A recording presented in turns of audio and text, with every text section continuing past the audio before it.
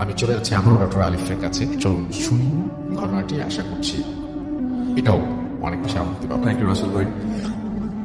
Sorry, আমার ঠান্ডা লেগে আছে। আর যে ঘটনাটা, দ্বিতীয় ঘটনাটা শেয়ার করবার আগে আমি আপনাকে আজকে শুরু থেকেই ঘটনা শুরু হয়ে যায় বুঝতে ফেলে আসলে। হচ্ছে আপনার রুমে ঢোকার পরে আমরা বাবা রিলেটেড কথা বলছিলাম যে আমাদের প্যারেন্টস এখনো বাচ্চাই ভাবে। তো আমার নেক্সট ঘটনা বাবা রিলেটেড ঘটনা। আর এইটা বলবার আগে আমি আমার আগের ঘটনার একটা কথা একটু রিপিট করতে চাই। আমাদেরকে একজন জিজ্ঞেস করেছিলেন যে আমার ঘটনাটা তার ভালো লেগেছে, কিন্তু একসাথে একটা মানুষ কিভাবে 12টা বা 10টা জিন পালতে পারে। আমি একটু জাস্ট রিপ্লাই দিতে চাই যে আমি তো আর এই ঘটনাটার আদলে ওই মুহূর্তে ছিলাম না, কিন্তু আমার পরিচিত এমন একজন আছেন যিনি আসলে এরকম জিন দ্বারা আক্রান্ত, যার তারা কোনো মানুষই মানে সাধারণ মানুষই চায় না যে জিনকে তার পুষতে হবে বা পালতে হবে কিছু একটা। তারা অ্যাটাক করে বলেই তাদের মানে বাধ্যতা আর কি। তো যাকে দ্বিতীয় ঘটনায় যাচ্ছি, রাসেল ভাই আপনার মনোযোগটা বেশি কাম্য আমার। হ্যাঁ, দ্বিতীয় ঘটনাটা হচ্ছে আমারই একজন রোগীর ঘটনা। আচ্ছা। তার বাবার ঘটনা। রোগী উনি আসলে একজন ইঞ্জিনিয়ার। উনি এখন বর্তমানে সৌদি আরব আছেন এবং সৌদি আরব থেকে রিসেন্টলি আমাকে ঘটনাটা শেয়ার করেছেন এবং আমাকে বাংলাদেশে থাকতেই শেয়ার করতে চেয়েছিলেন, কিন্তু সামহাও তিনি চাননি বা পারেননি। তো এখন যেহেতু শেয়ার করেছে খুব রিসেন্টলি, আমি সেজন্য আমি আসবো। তো এই ঘটনাটা ঘটে হচ্ছে 2007 সালে এবং মার্চের 4 তারিখে। সেদিন সব দিনের মতো তিনি বাসা থেকে অফিসে যান। অফিসে যাওয়ার পরে হঠাৎ করে দুপুরবেলা ফোন আসে যে তুমি তাড়াতাড়ি একটা হাসপাতালে চলে আসো।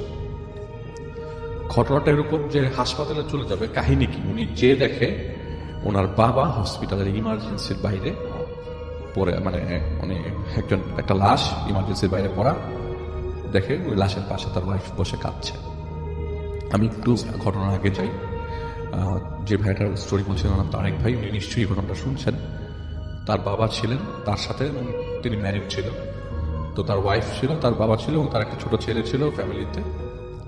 তো তার বাবা তার রুমের মধ্যে সেদিন সকালবেলা নাস্তার জন্য, নর্মালি কি হয়, ঘুম থেকে উঠে রাত্রে সকাল 9টার দিকে ওর বাবা সবসময় ড্রয়িং রুমে এসে পেপার পড়তেন। তো সেদিন আর কেউ আসছে না। তার ওয়াইফ, তিনি সকাল 8টার দিকেই বাসার থেকে বেরিয়ে যান অফিসের উদ্দেশ্যে। জ্যাম লাগে জন্য বেরিয়ে যেতে হয়।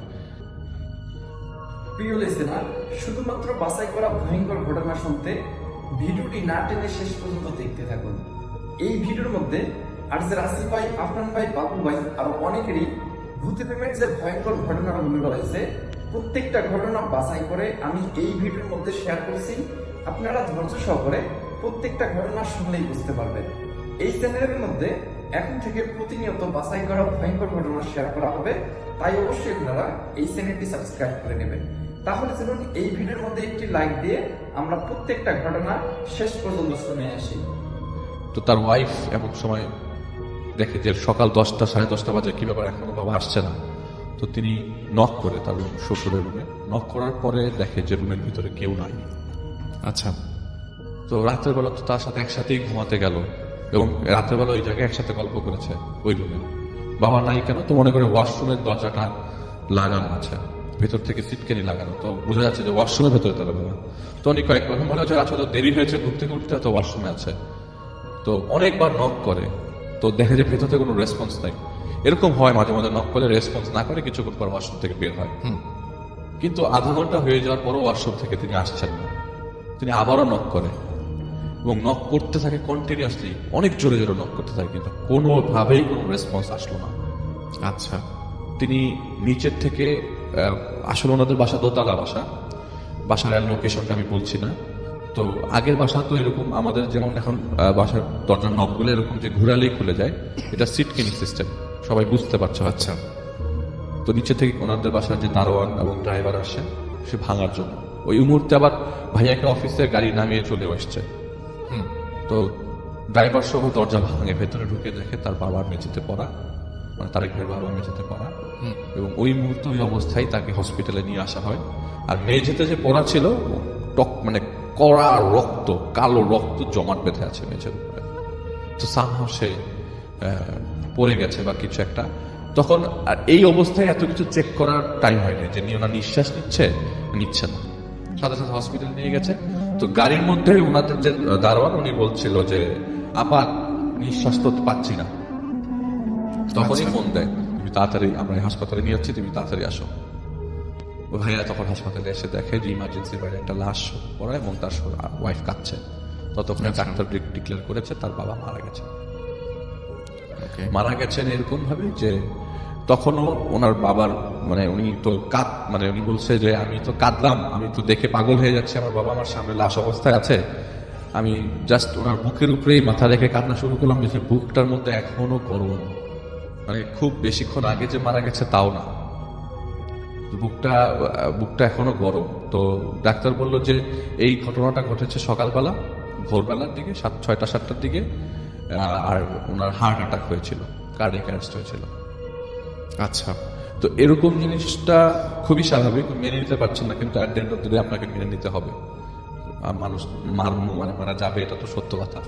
তো তারা প্ল্যান করে প্রোগ্রাম করে বাসায় ডেড বডি নিয়ে আসে এবং আত্মীয় স্বজন একদম ভরে যায় ডেড বডি, মানে মানুষের ভিড় লেগে যায়। তাদের ঢাকায় প্রচুর আত্মীয় স্বজন, তাদের গ্রামের বাড়ি যশোরে, মানে গ্রামের বাড়ি বলতে তাদের বাড়ি আছে যশোরে, তাদের নিজেদের বাড়ি আছে যশোরে, আমি কোনো এলাকার নাম বলছি না।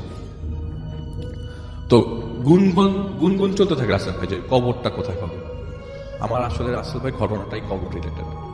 লাস্টে একটা ছোট্ট টুইস্ট আছে যে কবরটা কোথায় হবে। সবাই এই জিনিসটা নিয়ে গুনগুন করছে যে তোমরা আসলে ঢাকায় দিতে পারো, আজিমপুরে দিতে পারো, তোমরা নিজেরা দেখলা, তোমরা কয়বার যশোরে যাও। ওনারা আবার 2 ভাই, আরেক ছোট ভাই আরেক জায়গায় থাকে, আরেক এলাকায় থাকে।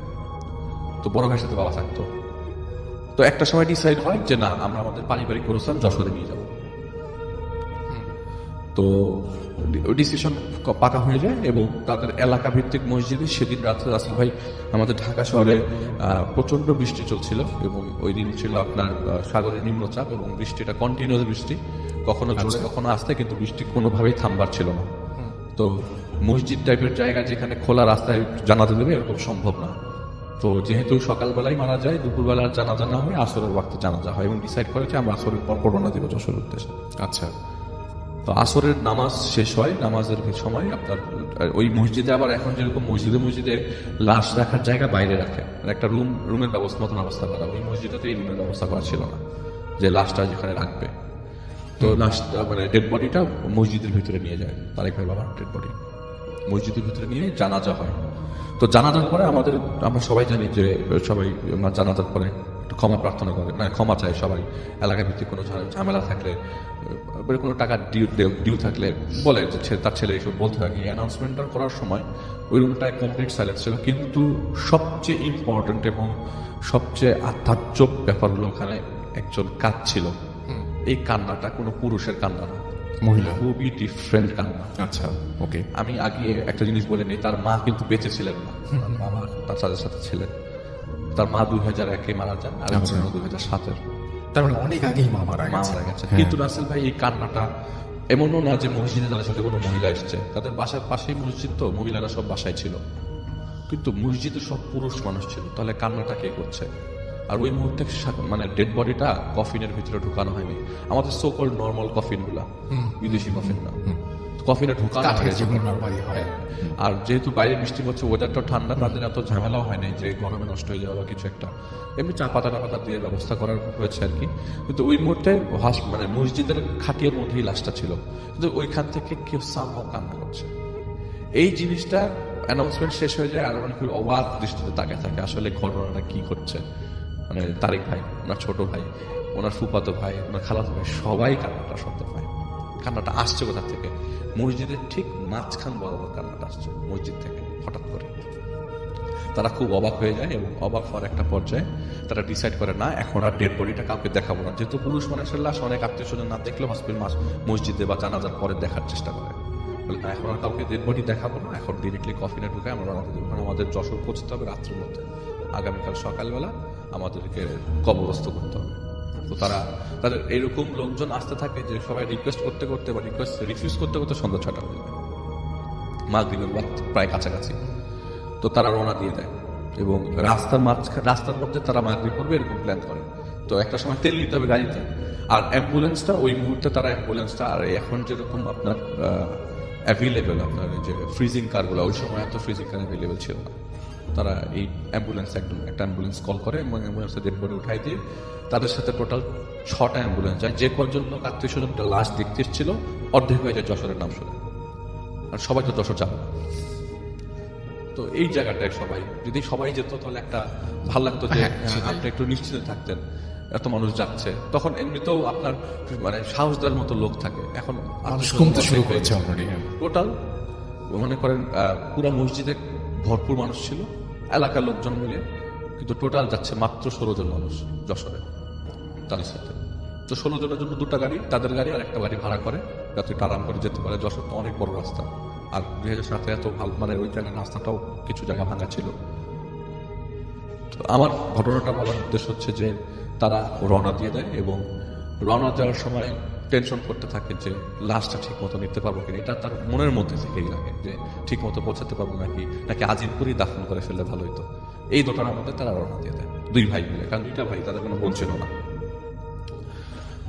রাস্তার মধ্যে তেল নিয়ে তারা রওনা দেয়। এমন সময় বৃষ্টি নামা শুরু করে এবং রাস্তার এমন বৃষ্টি যে গাড়ি উড়ে নিয়ে যাবে এরকম বৃষ্টি। আরিচা ফেরিঘাট পার হয়, তারা ডিসাইড করে যে তারা টাঙ্গাইল দিয়ে যাবে না, তারা আরিচা হয়ে যাবে। আরিচা ফেরিঘাট ক্রস করে। আরিচা ফেরিঘাট ক্রস করতে করতে তাদের অনেক সময় লাগে, কারণ আরিচা তো প্রচন্ড বৃষ্টি পড়ছে, ওই পাশে ফেরি এই পাশে আসছে না। তো তাদের সময় লাগে রাত্রে 9:30টার মতো, এবং আরিচাতে প্রায় 3 ঘন্টা 3.5 ঘন্টা। আরিচাইতে যাওয়ার পথে যে দৃশ্য সবচেয়ে বেশি আপনাকে ভাবাবে সেটা হচ্ছে আপনার ওই রাত হয়ে যেত সন্ধ্যা 7-8টা। অ্যাম্বুলেন্সের ভিতরের পজিশন ছিল যে ওনার ফুফাতো ভাই অ্যাম্বুলেন্সে তাদের সাথে লাশের গাড়িতে ওঠে, এবং যে ভাই তারেক ভাই তার সাথে তার ফুফাতো ভাই পেছনে ছিল, আর তার ছোট ভাই যে সাদিক ভাই উনি সামনে বসে, আচ্ছা, ড্রাইভারের সাথে, এবং লাশ ছিল তাদের সামনে। তো তারা কোরআন শরীফ এবং তারেক ভাই তসবিহ পড়তে থাকে, এবং তার সাথে যে ফুফাতো ভাই উনি আবার কোরআনে হাফেজ ছিলেন, উনি কোরআন শরীফ পড়তে থাকে কন্টিনিউয়াসলি। এমন সময় ভেতর থেকে আরিচা তখনও পৌঁছায় নাই, ভেতর থেকে মনে হয় যে ভিতর থেকে কেউ হাতুড়ি দিয়ে পেরেক মারছে লাশের খাটের মানে কফিনের ভেতর থেকে। আচ্ছা, পেরেক মারছে যে মনে হয় যে এখনই ঢাকনাটা খুলে আসবে। তো এটা কি এরকম যে রাস্তার কিছুক্ষণ ঝাঁকির কারণে এরকম মনে হয়, এবং ভেতর থেকে মনে হচ্ছে ভেতর থেকে এটা কি ঝাঁকির কারণে মনে হচ্ছে। উনি খুব প্রপারলি খাটিয়ার দিকে তাকিয়ে থাকতে থাকে, যেটা কি শব্দটা আসলে খাটিয়ার ভেতর মানে খাটিয়া মানে কফিনের ভেতর থেকে আসছে কিনা। মনে হচ্ছে কেউ পেরেক ভারী বাড়ি মেরে খুলছে। আরিচা ক্রস করার পর গাড়ি চলছে, হঠাৎ করে কি হলো, ওনাদের কফিনের উপরে ঢাকনাটা সরে কিছুটা ফাঁকা হয়ে গেল। আচ্ছা, এটা হয়েছে যে রাস্তার একটা ভাঙা রাস্তার কারণে, ভাঙা রাস্তার কারণে এটা সরে যায়। কিন্তু মজার বিষয়, ঢাকা থেকে রওনা দেওয়ার সময় ওই কফিনের 4 কোণায় 4টা বড় পেরেক মারা হয়েছিল, যাতে কোনোভাবে কফিনটা এটা না সরে যায়। রাইট। কিন্তু এই 4টা পেরেক সরালোকে রাস্তার মধ্যে হঠাৎ করে ঢাকনাটা সরে যায়, এবং তারা স্পষ্ট জিনিসটা দেখে যে ওনার বাবার মাথার যে গিটটা সেটা খোলা। গিটটা বেঁধে দেওয়া হয়েছিল লাশ গোসল করানোর পরে মসজিদে নেওয়ার সময়, পুরো গিটটা খোলা আর একদম আলগা হয়ে আছে। তো তার ফুফাতো ভাই বললো, আচ্ছা ঠিক আছে, তুমি কিছু করো না, গিটটা খোলা রাখো, এরকমই থাকুক, তুমি উপরে ঢাকনাটা লাগাই দাও, কন্টিনিউয়াসলি আল্লাহকে ডাকতে থাকো। প্রায় 3 থেকে 3.5 ঘন্টা পর, প্রায় 3 থেকে 4.5 ঘন্টা পরে, রাত তখন 1:30 কি 2টা, রাস্তার মধ্যে সবাই থামে এবং ওনারা সিনক্রোনাইজ করে নেয় যে 3টা গাড়ি যাচ্ছে ওনাদের সাথে, ওরা যেন ফোন দিলে একই জায়গায় চলে আসতে পারে, মানে আপনার একটা জায়গায় এসে থামতে পারে, মানে একসাথেই যাচ্ছে আর কি, কেউ আলাদা আলাদা যাচ্ছে না। তো ওনারা 4 জন চা খাওয়ার জন্য থামে, এবং যখন বাজে রাত 2টা 2:30 চা খাওয়ার ওনারা থামে এবং চা খায়। চা খাওয়ার পরে গাড়িতে ওনারা যেমন কেউ খেতে চেল না আর কি, খুব আহামরি খেতে ছিল না, কারণ মানুষ মারা গেছে কি খাবে, মানে মনে তো ওরকম ভাবে টানা না, আর কারোর সাথে কেউ ওরকম ভাবে আহামরি কথাও বলছে না, সবাই নিজ নিজ আপনার ইবাদতে ব্যস্ত, সবাই দোয়া করছে আর কি। তো রাস্তাতে যাওয়ার সময় চাটা খাওয়া শেষ, খাওয়ার পর তিনি রওনা দিলেন। রওনা দেওয়ার পরে হঠাৎ করে প্রতিমধ্যে রাসেল ভাই গাড়িটা বন্ধ হয়ে গেল। আচ্ছা, তো গাড়িতে সিগন্যাল দিল এবং রাস্তায় অনেকের হেল্প চাইলো, এবং কন্টিনিউয়াসলি বৃষ্টি আসছে, এখানে বৃষ্টি কিন্তু একবারও থামে নাই, বৃষ্টি পড়ছে, গাড়ি থেকে নামতে পারছে না, আর যে ড্রাইভার ওই গাড়ির সে যে চেক করবে, এত বৃষ্টিতে বেরোতে পারতেছে না, বেরোতে ভিজে যাবে। রাইট। তো একটা সময় ডিসাইড করে না গাড়ির কি সমস্যা দেখতে হবে, মাইক্রোবাস, আমাদের যে মাইক্রোবাস ওটার ইঞ্জিন তো সামনে, তো সামনে যেতে হবে। তো গাড়ি থেকে নামে যে নামে চেক করবে, আর এর মধ্যে ওনারা ফোন দিয়ে বারবার চেষ্টা করছে যে 2টা গাড়িতে আর 2টা গাড়ি যাদের সাথে ছিল তাদের সাথে কন্ট্যাক্ট করা, তোমরা কি আমার আগে চলে গেছো না তোমরা পিছনে আসো। এটা দোয়া পড়তে পড়তে একটা সময় খেয়াল করতে পারেনি যে গাড়িগুলো আগে চলে গেল নাকি পিছনে রয়ে গেল। তো ফোন দিচ্ছে ওইখান থেকে কেউ ফোন রিসিভ করছে না, একটাতে ফোন যাচ্ছে না, একটাতে ফোন রিসিভ করছে না। এমন সময় তাদের গাড়িতে ড্রাইভার এসে বললো যে এই তো মনে হয় ব্যাটারি পড়ে গেছে, স্টার্ট হবে না, এখনই স্টার্ট হবে না, একটা ব্যাটারি লাগবে, অথবা রাস্তাতে যাইতে পথে কোনো গাড়িকে আটকায় ব্যাটারি সাপোর্ট নিতে পারে, সম্ভব না। প্রায় ঘন্টাখানেক তারা তো ওই জায়গায়, মানে তাদের অবস্থা, সাথে লাশ বাস, একটু আগে একটা শব্দ তাদের কাছে বেশ মানে ডিফারেন্ট লাগছে। তার বাবার লাশ নিয়ে যাচ্ছে, কিন্তু ভয় কাজ করছে সবচেয়ে বেশি, লাশ নিয়ে এসে যাওয়ার সাথে ভয় কাজ করছে। তার পুরুষ মানুষ এত ভয় পাবে এই জিনিসটা তারা কখনো কল্পনা করে, তাও তার বাবার সাথে। তো রাসেল ভাই যে আমি আগে একবার কিছু বলেছিলাম যে যতক্ষণ মানুষ আছেন ভালো আছেন, মানুষ মারা গেলে লাশ হয়ে যাবে, তখন সম্পর্কটা ডিফারেন্ট হয়ে যায়, ভয়টাও কাজ করতে থাকে। হঠাৎ করে একটা মানুষ আসে, ওই মানুষটা আসার পরে বলে যে আপনারা কোথায় যাবেন। সাধারণ মানুষ, এমন না যে সাদা কাপড় পরা লম্বা মানুষ, এরকম কিছু না, একটা সাধারণ মানুষ বলে যে আপনারা কোথায় যাবেন, বলে যে আমরা তো যশোর যাচ্ছি। তখন ওই জায়গা থেকে তাদের বাড়ি প্রায় 20-25 কিলোমিটার দূরে। আর ওই জায়গাটা কোন জায়গাটা এখন যেরকম জিপিএস দেখে দেখতে পারেন, তখন এরকম প্রপারলি বোঝা যাচ্ছে না তারা তাদের যশোর থেকে খুব দূরেও না। ওই লোকটা এসে বলে যে লাশটারে নিয়ে যশোর যায় না, এটার আশেপাশে কোথাও দাফন করে ফেলে। তখন ওনারা গাড়ির ভিতর থেকে বলে যে আপনি কে, যান এখান থেকে, যান সরেন, যে আপনার আপনি বলার কে, লাশটা কোথায়, ভয় লাগতে থাকে একটা পর্যায়ে। তো পেছন থেকে একটা গাড়ি দেখে হঠাৎ করে, তো গাড়িটা দেখে যে তাদের পাশে এসে থামে এবং খুব আশ্বস্ত ফিল করে। তাদের যে গাড়িতে সবচেয়ে বেশি পুরুষ মানুষ ঢুকেছিল 7 জন, ওই গাড়িটা তাদের সামনে আসে, তাদের পেছনে ছিল ওটা। তাদের ভাগ্যক্রমে গাড়িটা তাদের কাছে চলে আসে এবং ব্যাটারি সাপোর্ট নিয়ে গাড়িটাই স্টার্ট দেয়। তো একটা পর্যায়ে মানে ওয়াশরুমের জন্য তাদের 5 কিলোমিটার পরে থামতে হয়, গাড়িটা নিয়ে থামে। তো থামার ওই অবস্থায় যেরকম ছিল লাশ সেরকম, তারা সবাই নামে, গাড়ি থেকে আবার উঠতে গিয়ে দেখে যে তাদের ওই কফিনটা থেকে ঢাকনাটা সরানো এবং তার বাবার মাথার দিকটা পুরাটা খোলা, ফেসটা পুরো ভিজিবল। এইটা তো তাদের কাছে একদম আর নর্মাল লাগতে থাকে না। যত তাড়াতাড়ি যশোর যাও, যত তাড়াতাড়ি যশোর যেতে পারো, এবং সবচেয়ে রং ডিসিশন যশোর চলে আসা। তো তারা কি কোনোভাবে মাথাটার মধ্যে কাফনের কাপড়টা পেঁচিয়ে ঢাকনাটা লাগে যশোর ওনাদের। যশোরে পৌঁছানোর পর দেখে যেই জায়গায় তার বাবার কবর দেওয়ার কথা রাসেল ভাই, সেই জায়গাটা একটু লো ল্যান্ড এরিয়া, তাদের নিজস্ব পারিবারিক অবস্থান, পুরাটা পানি দিয়ে ভরে গেছে, কবর আর দেওয়া যাবে না, পুরা কবরের ভিতরে পানি পড়া। তার ফুফাতো ভাই বলতে থাকে যে আসলে এইটা বাদ দেন তারেক ভাই, আপনি আমাদের কবরস্থানে চলেন। তাদের ফুফাতো ভাই মানে দাদার বাড়ি হচ্ছে তার বাড়ি থেকে প্রায় 15-20 কিলোমিটার দূরে, তো চলেন। ওই মুহূর্তে সকাল 7টার দিকে তারা ওই কবরস্থানে ব্যাক করে। রাস্তায় কবর দেওয়া শেষ হয়, ওখানে আবার নতুন করে কবর করা হয়। কবর করতে করতে সকাল 9টা, বৃষ্টি তখন পড়ছে উপরে, তখন সামিয়ানা টাঙিয়ে নিয়েছিল। কবর দেওয়া হয়, কবর দেওয়া শেষ হয়, শেষের পর মুনাজাত হয়। মুনাজাতের সময় একটা লোক তারেক ভাইকে নক করে, হাত ধরে বলে কি ব্যাপার, বলেছিলাম না আপনার যশোর চাইতে না এই জায়গায় কবর দিতে, এই জায়গায় তো সেই নিয়ে আসলেন। এটা বলে লোকটা চলে যায়। আচ্ছা আচ্ছা, এইটা শোনার পর আসলে ভাই এই কথাটা তিনি আর কাউকে কখনো বলেননি, আমাকেই বলেছেন লাস্ট, যে আমি লাস্ট এই লোকটার এই কথাটা শুনি, যে বলেছিলাম তো যে যশোর যান না, এখানে কবর দেন, সেই ব্যাক করে এখানে কবরটা হলো। তো এইটা পরবর্তী সময় আর জানার চেষ্টা করেন নাই যে আসলে কেন এই লোকটা আসছিল বা কেন এই কথাটা বলছিল। At the end of the day কবরটা আসেল ভাই তার গাড়িতে ওই যে জায়গায় আটকে ছিল সেই জায়গায় গেছে। ওকে, থ্যাংক ইউ সো মাচ। ঘটনাটির সময় 1976 সাল, নড়াইল জেলার লোহাগাড়া উপজেলার লাহোরিয়া ইউনিয়নের ছোট্ট গ্রাম লাহোরিয়া। এই গ্রামেই প্রহ্লাদ বিশ্বাস, তার স্ত্রী, তার 3 ছেলে প্রভাস, পঙ্কজ ও প্রকাশ। প্রভাসের বয়স 35, পঙ্কজের বয়স 30-এর কাছাকাছি। বড় এবং মেজ ছেলেকে প্রহ্লাদ বিশ্বাস বিয়ে দিয়েছেন।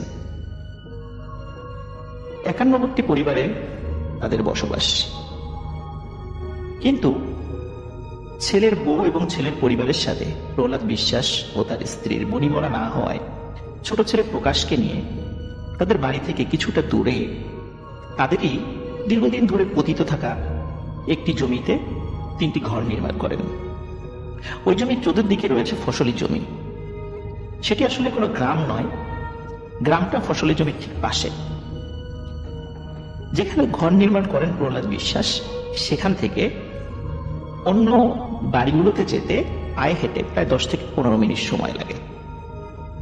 বলতে পারেন যে ওই চতুর্দিকে ফসলের জমি, মাঝখানে একটি ভিটা, সেখানে প্রহ্লাদ বিশ্বাস তার স্ত্রী এবং তার সন্তানকে নিয়ে একটি মাত্র পরিবার সেখানে বসবাস করে। বড় একটি ঘর, মাঝারি সাইজের একটি ঘর এবং একটি রান্নাঘর সেখানে ছিল। ওয়াশরুম ঘরের বাইরে ছিল, যেমনটি গ্রামে থাকে। ভালোই চলছিল তাদের। এর মধ্যে প্রহ্লাদ বিশ্বাসের ঘর আলো করে একটি কন্যা সন্তানের জন্ম হয়। আদর করে নাম রাখেন প্রিয়াঙ্কা। এর কিছুদিন পর প্রহ্লাদ বিশ্বাসের ছোট ছেলে প্রকাশের একটি সরকারি চাকুরি হয়। পোস্টিং হয়ে যায় খুলনা শহরে। চাকরি পাওয়ার মাসখানেক পর ছোট ছেলের বিয়ে দেন প্রহ্লাদ বিশ্বাস। বউকে মা বাবার কাছে রেখেই ছোট ছেলে প্রকাশ চলে যায় আবার তার কর্মস্থল খুলনায়। প্রহ্লাদ বিশ্বাস, তার স্ত্রী কন্যা প্রিয়াঙ্কা ও প্রকাশের স্ত্রী কল্যাণী, এই 4 জন বড় ঘরটায় থাকতেন। প্রকাশ বাড়ি আসলেই শুধু কল্যাণীকে নিয়ে অন্য ঘরটাতে থাকতেন। সাল 1979। 76 সাল থেকে 79 সাল পর্যন্ত তেমন কোনো সমস্যাই তারা সেখানে ফেস করেনি। কিন্তু 79 সাল, বাংলা 1386 সালের 23শে ভাদ্র, এই রাতেই ঘটে এক ভয়ানক ঘটনা। গ্রামবাসী গভীর রাতে প্রহ্লাদ বিশ্বাসের বড় ঘরটায় দাউ দাউ করে আগুন জ্বলতে দেখে। গ্রামবাসী আগুন নেভাতে ছুটে গেলেও ততক্ষণে সব শেষ। গ্রামবাসী দেখে ঘরের মধ্যে বীভৎসভাবে পুড়ে যাওয়া 4টি লাশ পড়ে আছে। বড় ঘরটি ছাড়া বাকি ঘরগুলো অক্ষত ছিল। সকালে পুলিশ আসে, লাশগুলো পোস্টমর্টেমের জন্য নিয়ে যায়। খবর পেয়ে খুলনা থেকে ছুটে আসে প্রকাশ। মা, বাবা, বোন ও প্রাণপ্রিয় স্ত্রীকে হারিয়ে শোকে স্তব্ধ হয়ে পড়ে প্রকাশ। আত্মীয় স্বজন সান্ত্বনা দিতে থাকে। এর মধ্যে ঘটনা নতুন দিকে মোড় নেয়। যখন লাশের ময়না তদন্ত হয়, ময়না তদন্তে দেখা যায় আগুনে পোড়ার আগেই এই 4 জনকে হত্যা করা হয়। সন্দেহের তীর চলে যায় প্রকাশের বড় 2 ভাই প্রভাস ও পঙ্কজের দিকে। যেহেতু তাদের সাথে কলহের জেরেই প্রকাশের বাবা প্রহ্লাদ বিশ্বাস ও তার মা তারা চলে এসেছিল এই নির্জন এলাকায়। পুলিশ প্রভাস ও পঙ্কজকে ধরে নিয়ে যায় সেই দিনই। এদিকে পোস্টমর্টেম থেকে লাশগুলো ফেরত এনে লাশকে দাহ করা হয় প্রকাশের বাসার পাশেই। এদিকে 24 ভাদ্র রাতে প্রকাশ বাড়িতেই ছিল, যেই ঘরে ছুটিতে বাড়ি আসলে তার স্ত্রীকে নিয়ে থাকত। গত কয়েকটি দিন প্রকাশকে আশেপাশের লোকজন কেউ দেখেনি। 4-5 দিন পর প্রকাশের বাড়ির কাছে খেতে কাজ করতে আসা মানুষরা বিকট দুর্গন্ধ পায়। দুর্গন্ধের উৎস খুঁজতে খুঁজতে চলে আসে প্রকাশের ঘরটির কাছে। তারা বুঝতে পারে এই ঘরটি থেকেই দুর্গন্ধ আসছে, কিন্তু ঘরটি ভেতর থেকে বন্ধ। দরজায় কড়া নেড়ে কোনো সারা শব্দ না পেয়ে তারা ভেঙে ফেলে দরজা ভেঙেই তারা দেখে প্রকাশের পচে ফুলে যাওয়া দুর্গন্ধময় লাশ। লাশটি ঘরের মধ্যেই পড়েছিল। তাড়াতাড়ি পুলিশকে খবর দেওয়া হয়। পুলিশ এসে লাশ ময়নাতদন্তের জন্য পাঠিয়ে দেয়। এবারও ময়নাতদন্তে দেখা যায় প্রকাশকে ঘরের মধ্যেই শ্বাসরোধ করে হত্যা করা হয়েছে, কিন্তু ঘরের দরজা তো ভেতর থেকে বন্ধ ছিল। ঘরের মেঝে সহ অন্য কোনো স্থানে এমন কোনো আলামত নেই যা দেখে বোঝা যায় খুনি বাইরে থেকে এসেছে বা খুন করে সে পালিয়ে গেছে। পুলিশ 2টি ময়নাতদন্তেই অদ্ভুত এক ব্যাপার খুঁজে পায়। এদেরকে যে মেরেছে তার হাত ও হাতের আঙ্গুল অস্বাভাবিক রকমের বড়, কিন্তু প্রভাস এবং পঙ্কজ তো পুলিশ হেফাজতে। তাহলে প্রকাশকে কে খুন করলো? অনেক তদন্ত করেও পুলিশ কোনো কুল কিনারা করতে পারে না। কিন্তু প্রভাস ও পঙ্কজও নিজেদেরকে নির্দোষ প্রমাণ করতে পারে না। তাই বিচারিক আদালতে প্রভাসের 12 বছর এবং পঙ্কজের 10 বছরের সাজা হয়। কিন্তু আসল রহস্য থেকে যায় অমীমাংসিত। এই রহস্যের কিনারা পেতে আমাদেরকে যেতে হবে আরো দূরে। প্রিয় শ্রোতা, 23শে ভাদ্র লাহোরিয়া গ্রামবাসীর কাছে এক ভয়ানক তারিখ। কারণ 1979 সালে গভীর রাতে এই ভয়ানক ঘটনা প্রতি বছর তাদেরকে স্মরণ করিয়ে দেয়। কারণ প্রতি বছর 23শে ভাদ্র প্রহ্লাদ বিশ্বাসের ওই ভিটায় দাউ দাউ করে আগুন জ্বলতে দেখত গ্রামের মানুষ। তাই গ্রামের মানুষ ওই ভিটা সহ আশেপাশের কিছু এলাকার নাম দেয় পোড়াবাড়ি। তো রিসেন্টলি ঘটে যাওয়া একটা ঘটনা তিনি আমাদের সাথে শেয়ার করবেন, চলুন শুনে আসি তার মুখ থেকেই। আসসালামু আলাইকুম। ওয়ালাইকুম আসসালাম। মে মাসের 8 তারিখের ঘটনাটা, গত বুধবার আর কি ছিল দিনটা। তো সেই দিন যিনি আমার কাছে এই কথাটা আমার কাছে আসে বলি, ওনার নাম ছিল নীরব।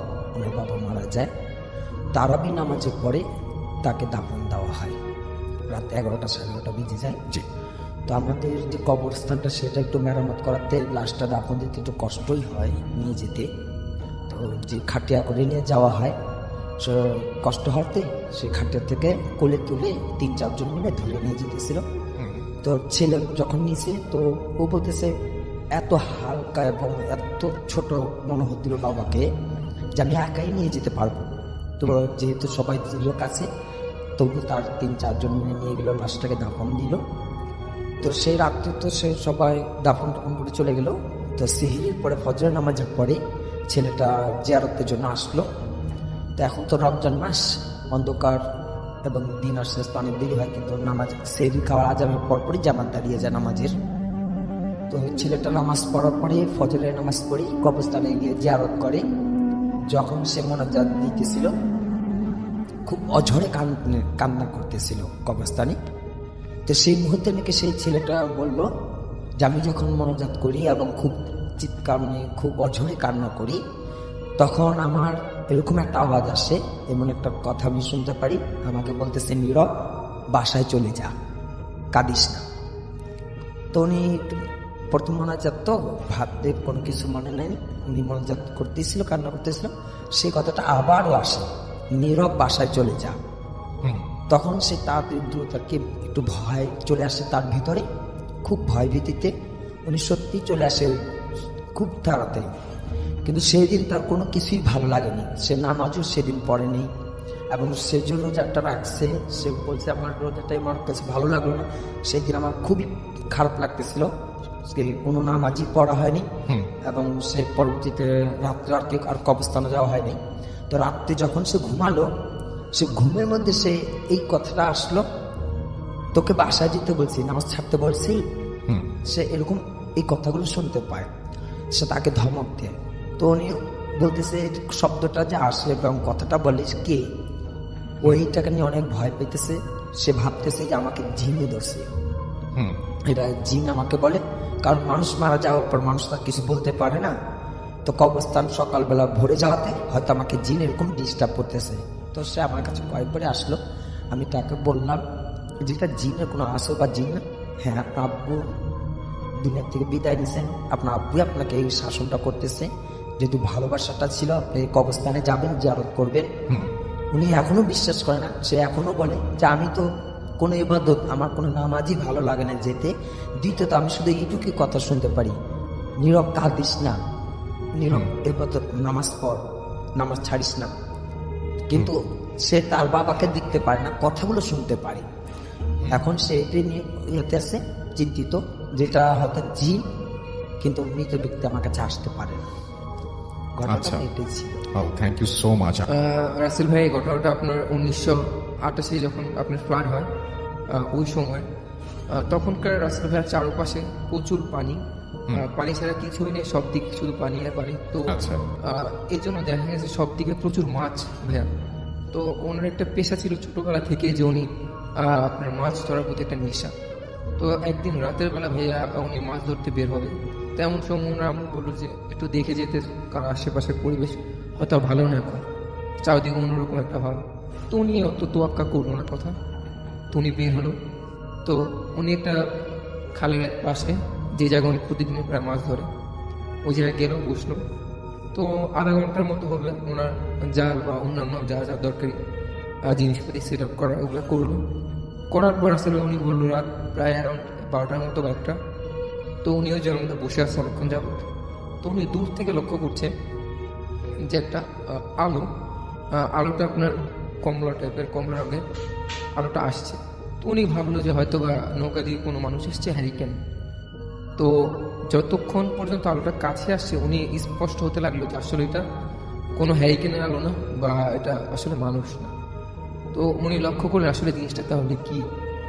তো উনি একটু পিছিয়ে হলেন, একটা গাছের আড়ালে গেলেন, কারণ উনি বুঝতে পারছে যে এটা অ্যাডনর্মাল কিছু।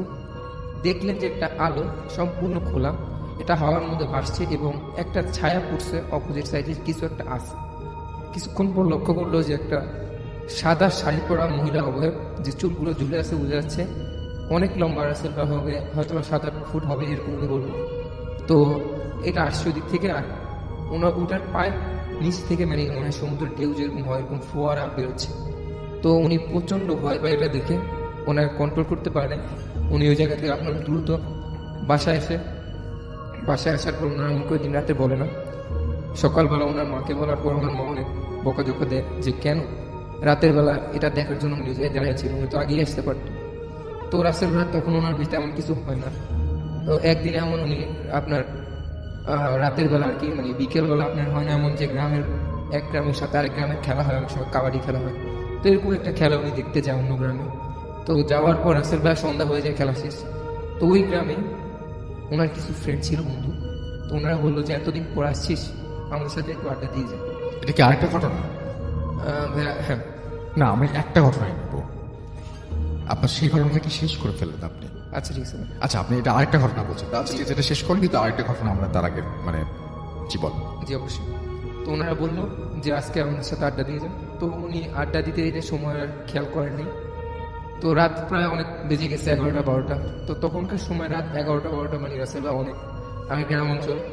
তো উনি আসতেছে রাতের বেলা দিক থেকে। তো ওনাদের বাড়ি থেকে আসার পথে মানে ওই যে রাস্তায় একটা তেঁতুল গাছ পড়ে। ওই গাছটার নামে আগে থেকে কিছু বদনাম ছিল, কারণ মানুষ অনেক কিছু ওই জায়গায় দেখত। রাসেল ভাই কি দেখতো, যেমন আপনার দেখতো যে রাত্রেবেলা একটা লোক মানে লোক টাইপের অভাব, যে পায়ের মধ্যে বসে দিয়ে চলে আসছে, সম্পূর্ণ সাদা, চুলগুলো সাদা, নিচের দিকে চেয়ে আছে, মানে চেহারা দেখা যায়। তো অনেকেই এটা দেখে ফ্রেন্ড হয়ে যেত, ওই জায়গায় অজ্ঞান হয়ে যেত, কারণ এত বেশি সাহস ছিল না অনেকেরই, সবাই এরকম। তো উনি ভয় পাচ্ছিল যে উনি এরকম কিছু দেখতে পায় কিনা। আল্লাহর মতো উনি ওটা দেখে না, উনি আগে যায়। এখন যাওয়ার পরে কিছুক্ষণ যাওয়ার পর একটা পুল পড়ে ভাইয়া। তো উনি পুলে ওঠার আগে উনি লক্ষ্য করেন যে পিছ থেকে এমন একটা শব্দ হচ্ছে যে কেউ হয়তো কাঠের খড়ম পায়ে দিয়ে হাঁটে বা এরকম টক ঠক টক শব্দ হচ্ছে। উনি প্রচণ্ড ভয় পেয়ে, কিন্তু উনি জানেন যে এখন ভয় পেলে আসলে চলবে না। তো উনি আগে যখন বীজের কাছাকাছি, পুলটার কাছাকাছি, তো তখন দেখলো যে একটু দূরে বীজের মধ্যে আপনার বিশাল বিশাল মাছ আকৃতি মাছ এরকম লাফাচ্ছে আপনার। তো আবার দেখছে যে এমন কিছু মানুষ আছে যে যারা ওগুলো ধরছে, আবার জাল দিয়ে মেরে মেরে ধরছে। তো এটা দেখার পর উনি আরো বেশি ভয় পায়, উনি আর নিজেকে কন্ট্রোল করতে পারে না। উনি দৌড় দিল ওই জায়গা থেকে। দৌড় দেওয়ার পর আপনার কালভার্ট যখন ক্রস করবে, ব্রিজটা ক্রস করে যাবে, সামনে দেখতে পায় আপনার কালো দুইটা অবয়ব দাঁড়ায় আছে। ওনাকে মানে মনে হচ্ছে যে ইশারা দিচ্ছে যে ওনার আসতে। উনি এটা দেখে নিজেকে কন্ট্রোল করতে পারে না ভাই, উনি ওই জায়গায় অজ্ঞান হয়ে যায়। সকালবেলা আপনার যখন কৃষক যারা আছে ওই এলাকারই ওনাকে মানে পায়ে ওই জায়গার মধ্যে যাওয়ার পর ওনার বাসায় দিয়ে এসে দেয়। দিয়ে আসার পর ওনার মতো অনেক আপনার আপসেট হয়ে যায়, কান্নাকাটি করে, এটা কেন হলো, কেন করলো, রাতের বেলা তুমি থাকতেও পারতো অন্য গ্রামে। তারপরে হুজুর আনা হয়, হুজুর আনার পর হুজুর বললো যে আর কখনো যেন উনি রাতের বেলা এরকম না বের হয়, আর পরবর্তীতে যদি এমন কিছু হয় তাহলে ওনাকে হয়তো বাঁচানো সম্ভব না, এরকম বললো। থ্যাংক ইউ রাসেল ভাই। থ্যাংক ইউ সো মাচ আপনার ঘটনার জন্য, আপনাকে অনেক ধন্যবাদ। চলে যাচ্ছি আমাদের দ্বিতীয় অতিথির কাছে। আপনার ঘটনাটা খুব ছোট্ট করে প্লিজ বলবেন। থ্যাংক ইউ রাসেল ভাই। তো আমার দ্বিতীয় ঘটনাটা হচ্ছে ভাইয়া, আমরা যখন 4th সেমিস্টারে পড়তাম টেক্সটাইলে, তো আমার একটা ফ্রেন্ড আমার ডিপার্টমেন্টই, তো ওর একটা ওর বোনের বিয়েতে আমার ইনভাইট করছে। তো আমাদের তখন এক্সাম শেষ, সেমিস্টার ফাইনাল শেষ। তো ওর বোনের বিয়েতে আমরা গেছি। তো যখন বন্ধ ছিল, তো আমরা 4-5টা ক্লোজ ফ্রেন্ড যারা ছিলাম তারাই গেছি। তো যাওয়ার পরে সাধারণত বিয়ের পরের দিন আন্টির প্রচণ্ড মন খারাপ ছিল। তো আন্টি আসতে দিতে চাইতেছিল না আমাদেরকে। তো আন্টির রিকোয়েস্টে ওই দিন থাকি আমরা ওদের বাসায়। তো ওদের বাসায় থাকার পরে ওই যে ফ্রেন্ডটার বাসায় গেছি, ওর নাম ছিল অ্যালেন। তো ওইটা বরিশালেরই কোনো একটা জায়গায় সম্ভবত, কারণ আমি নামটা বলতে চাচ্ছি না জায়গাটার। তো ওইখানে আমরা থাকি। তো চিন্তা করলাম অনেকদিন পর অনেকগুলো ফ্রেন্ড একসাথে, তো আমরা কিছু একটা মজা টজা করি। তো আমরা চিন্তা করলাম কি আজকে একটা বারবিকিউ পার্টি। তো সাধারণত আয়োজন করা হয়েছে বারবিকিউ পার্টির। তো সন্ধ্যার পরে এটা করার পরে তো এইটা পার্টি না করতে করতে আমাদের প্রায় 12টা বেজে গেছে। তো 12টা বাজার পরে আমরা ফ্রেন্ডসরা মিলে গল্প করতেছিলাম। তো গল্প করতে করতে এক টাইমে গল্পের ফাঁকে একটা টপিক চলে আসে, ভূতের টপিক। তো ভূতের টপিকের মধ্যে আমাদের একটা ফ্রেন্ড ওর নাম রাশেদ, তো ও বেশি কিউরিয়াসিটি ছিল ওর বেশি, আর সুজন নামে একটা ফ্রেন্ড ছিল, ওরও মোটামুটি কিউরিয়াসিটি ছিল। তো ওরা ওই অ্যালেনকে জিজ্ঞাসা করতেছে তোদের এখানে কি কোনো ভৌতিক প্লেস আছে? তো অ্যালেন বলতেছে যে হ্যাঁ আছে, একটা শ্মশান আছে, তো ওইখানে নাকি ভূত প্রেত অনেক কিছু দেখা যায় শুনছি আগে। তো ওরা বলতেছে যে চল আমরা এখন যাবো ওইখানে দেখতে যাব। তো আমার আরেকটা ফ্রেন্ড ফয়সাল ও বলতেছে যে থাক যাওয়ার দরকার নেই, আমিও বেশি ইচ্ছুক ছিলাম না যাওয়ার জন্য। তো এবং ওইখানে যে ঘটনাটা ঘটে সেটা তো আপনার নিজের চোখে ঘটেছে, রাইট? হ্যাঁ হ্যাঁ, ওইখানে কি আমি ঘটেছিল দেখেছি। ওইখানে সেটা বলেন আমাকে একটু করে। তো যখন আমরা নদীর পাড়ে যাই, মানে শ্মশানটা ছিল নদীর পাড়ে, জি। তো আমরা গল্প করতেছিলাম কিছু ফ্রেন্ড 4-5 জন মিলে বাইরে, আর ওরা আমাদেরকে না জানায় ওই যে রাশেদ আর সুজন আর অ্যালেনকে সাথে নিয়ে ওরা মন্দিরের এই শ্মশানের ভিতরে ঢুকে গেছে। তো শ্মশানটা ছিল 2টা গেট আছে ভাই, একটা পিছনে গেট একটা সামনে গেট। পিছনে গেটটা ছিল একটু ঝোপঝাড় ভাঙা ছিল, সামনে গেটটা খোলা ছিল। তো ওরা ভিতরে যায় নাকি দেখতেছে, পরে ওদের মুখ থেকে আমি যেটা শুনছি, দেখতেছে তখন আর তো প্রায় 1টা থেকে 1:30 হবে না, মানে তখন নাকি একটা লাশ পোড়ানোর জন্য আছে। আচ্ছা, তো 2 জন লোক একটা লাশ পোড়ানোর জন্য লাশটা রেডি করতেছে আসলে কাঠ দিয়ে। তো ওরা অবাক যে এত রাত্রে লাশ পোড়ানোর তো কোনো কথা না, আর 2 জন লোক কেন আসবে লাশ পোড়াইতে? তো ওরা দেখতেছে, তো হঠাৎ করে যখন ওরা এটা খেয়াল করলো যে লাশের গায়ে যখন আগুন ধরায় দেওয়া হয়, যে কাঠে আগুন ধরায় দেওয়ার পরে দেখতেছে ওরা হঠাৎ করে লোক দুজন নাই। তো ওরা তো বেশ অবাক, ওরা ভাবলো হয়তো আশেপাশে থাকতে পারে অন্য কোথাও। জি। তো ওরা আসলে দেখতে চাচ্ছে যে আসলে কিভাবে লাশটা পড়ে। তো ওইটা দেখার পরে ওরা দেখতেছে কি আসলে ওরা সবচেয়ে বেশি অবাক হয় যখন লাশের গায়ে আগুন ধরায় দেওয়া হয়, ওরা নাকি ওই লাশটা নাকি আস্তে আস্তে উঠে এরকম বসে পড়ছে। তো বসে পড়ার পরে ওরা তো মানে ওদের বেশ ভয় পাইতেছে। তো ওই লাশটা নাকি জিব্বাটা বের করে এরকম হা করে আছে। তো অ্যালেন যে ও তো স্থানীয় ছিল, ও বুঝে ফেলছে, ও নাকি ওই পরে ওর মুখ থেকে শুনছিলাম ও নাকি চিনছে জিনিসটা। তো ওইটা ছিল এরকম যে ওই যে লাশটা ছিল উনি নাকি ওদের এলাকায় 2 মাস আগে ওনার বউয়ের সাথে ঝগড়া হওয়ার পরে উনি নাকি গলায় ফাঁস দিয়ে মারা গেছিল। তো ও সবচেয়ে বেশি বুঝার পরে ওই যে সুজন আর রাশেদের মধ্যে দোস্ত এখানে 1 মিনিট না চল এখান থেকে। তো আল্লাহর নাম নিতেছিল ওরা, তো মানে এমন অবস্থা হইতেছিল ওরা সামনে গেট দিয়ে না বের হয়ে ওরা নাকি পিছনে গেটে দৌড় দিছিল। তো একজন দৌড় দিছে, এমন অবস্থায় আমরা আবার বাইরে মানে দেখলাম যে 10-15 মিনিট ধরে ওদেরকে খুঁজে পাচ্ছি না। তো ওদেরকে আমরা খোঁজ করতে শুরু করলাম। তো আমি ওদেরকে ফোন দিতেছি, ওরা ফোন পিক করতেছে না। তো আমরা বেশ চিন্তিত হয়ে গেলাম। পরে আমরা মন্দিরের ভিতরে যাই আস্তে আস্তে ওদেরকে খুঁজতে যাই, দেখি যে মানে আমাদের ফোনে টর্চ ছিল। তো টর্চ জ্বালায় রাতে অন্ধকারের মধ্যে ওদেরকে খুঁজতে যায়, দেখি যে একজন মন্দিরের কোনায় বসে, ওই যে অ্যালেন ও কাঁপতেছে মন্দিরের কোনায় বসে, আর যে সুজন ছিল ও আরেকটু সামনে ওই গেটের পিছনে চোপের মধ্যে ও সেন্সলেস অবস্থায় পড়া। তো ওই অ্যালেনকে ধাক্কা দিয়ে বলতেছে কি হয়েছে? তো ও কোনো কথা বলতে পারতেছে না, চুপচাপ। পরে আমরা বুঝতে পারি যে হয়তো বড় খারাপ কিছু দেখছে। পরে ওদেরকে ওইখান থেকে নিয়ে আসি মন্দির থেকে। তো আমরা বাসায় নিয়ে আসি, ওর আর যে সুজন ওরও পানি টানি দিয়ে সেন্স ফিরানোর পর বাসায় নিয়ে আসি। তো আয়শা আর আন্টির কাছে কিছু বলি না, চুপচাপ শুয়ে থাকি। তো পরের দিন রাসেল ভাই ওই যে অ্যালেন আর সুজন ওদের প্রচন্ড জ্বর আসে গায়ে। তো গায়ে জ্বর আসার পরে তো আমরা আমাদের সময় হয়েছে, আমরা বাড়িতে চলে আসি। সুজনকে ওই জ্বর অবস্থায় নিয়ে আসি, একটা ফ্রেন্ডকে পাঠিয়ে দিই ওর বাড়িতে পৌঁছার জন্য। তো ওই সুজনের প্রচন্ড জ্বর আসে। পরে ওর নাকি সুজনের এমন অবস্থা হয়েছিল যে ও খাবার দাবার প্রায় বন্ধ হয়ে গেছিল, খাইতে টাইতে পারতো না, আস্তে আস্তে শুকায় যেত এমন অবস্থা।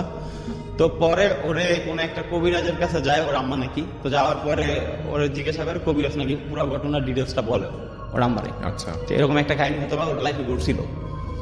তো এরপরে সুজন হ্যাঁ স্বীকার করে ওর আম্মার কাছে সবকিছু। তো ওরে কিছু মানে একটা গোসলের মতো দেয়, ট্রিটমেন্ট করে, যে 7 ঘাটের পানি এনে ওর গোসল দেয়।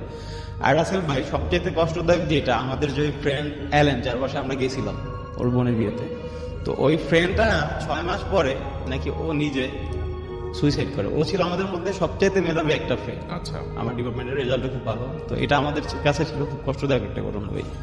Thank you so much.